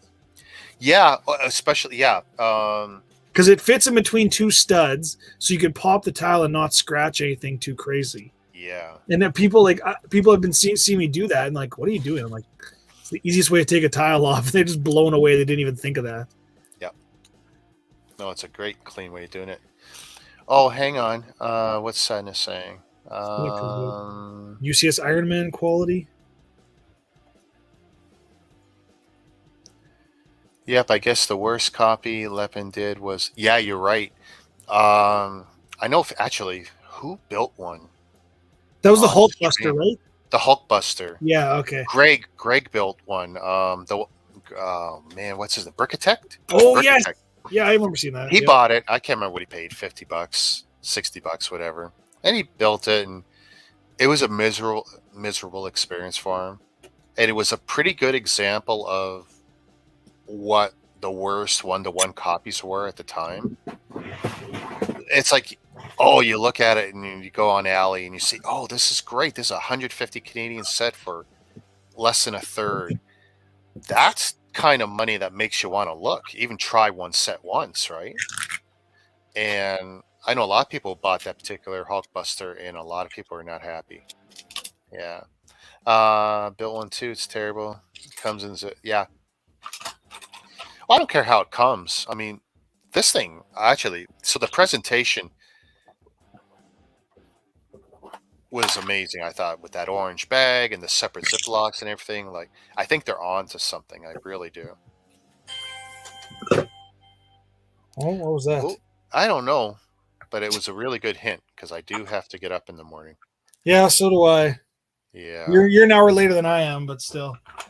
Yeah, and I didn't actually have to go to work tomorrow, but I told my boss I would. So I could train a friend. See, I'm shift worker, so I got to work. Holidays don't mean anything to me. Like I forgot yesterday. Tomorrow, actually, I forgot tomorrow was a stat. Yeah, well, it's family day for us here. And, yeah, same here. I didn't have to work, and with all the time I had off with the COVID stuff, it's like there was even no pressure for me to work. And then he goes, "Hey, I already got a full team in. You want to come in?" And at first it was like, But then, there's an opportunity to train a guy because I'm way behind on training people to drive forklifts. So it's like, you know what? Will I be able to train him? Because this one guy never has anyone to cover, but tomorrow he would. So it's like, yep, we made a deal. Okay, I'll come in. Hope I don't get screwed in the morning. I mean, I don't care. If I don't train him, I just train someone else. I don't care. I put on my safety vest and no one can tell me what to do. It's a pretty good gig. See, I forgot that tomorrow's a stat, and then no managers are going to be at my job. So that made me even more. I was actually like, okay, I'm good to go to work tomorrow now. Yeah, it's not so bad. You won't have to deal with some of the egos. And oh man, stupid. Can you do this? Like, why? If you're someone else to do that. Are you a safety supervisor? So I'm an MHE trainer. Raymond Johnson certified. Every machine you can think of. And I'm not officially on the safety committee right now. Somehow I got outvoted. But I basically cover all the safety functions in my warehouse anyway, just because, well, no one wants to. But yeah, we set up a new committee to start this year, and it's like almost no one showed up. That was funny. What did they think? They were going to get on and do nothing? Apparently that's what they thought. No one showed up. Jeez. Yeah, they're gonna rethink that. They'll probably end up throwing it my way anyway. Yeah, it's my workplace is interesting for safety. I'll put it that way. It's for an industrial type thing. They definitely, if it costs too much, it doesn't need to be safe anymore, right? I mean, there's always the we'll talk a good talk until we start seeing the numbers, or they realize, oh, this affects productivity. Maybe we'll turn a blind eye to this for a little while. It's like, yeah, that's nice, guys. Yeah, it doesn't. I don't know. They don't really. Yeah, it doesn't float my boat, but it is what it is, right? Yeah. I like being employed. I'm a company man, so it's like, okay, boss, we'll make it work somehow. Thanks for not worrying about our safety. Yeah, good for you if you can do that. I have issue with that. I'm a rebel without a cause most of the time. So. Oh, I've been there. It's cost me so much. I'm learning to shut up and take it. Yeah, I think you learn that with age. For me, I haven't hit that point yet. Thanks for calling me old again. That's I'm twice. not calling you old. I'm just saying. Sorry, not age. Experience.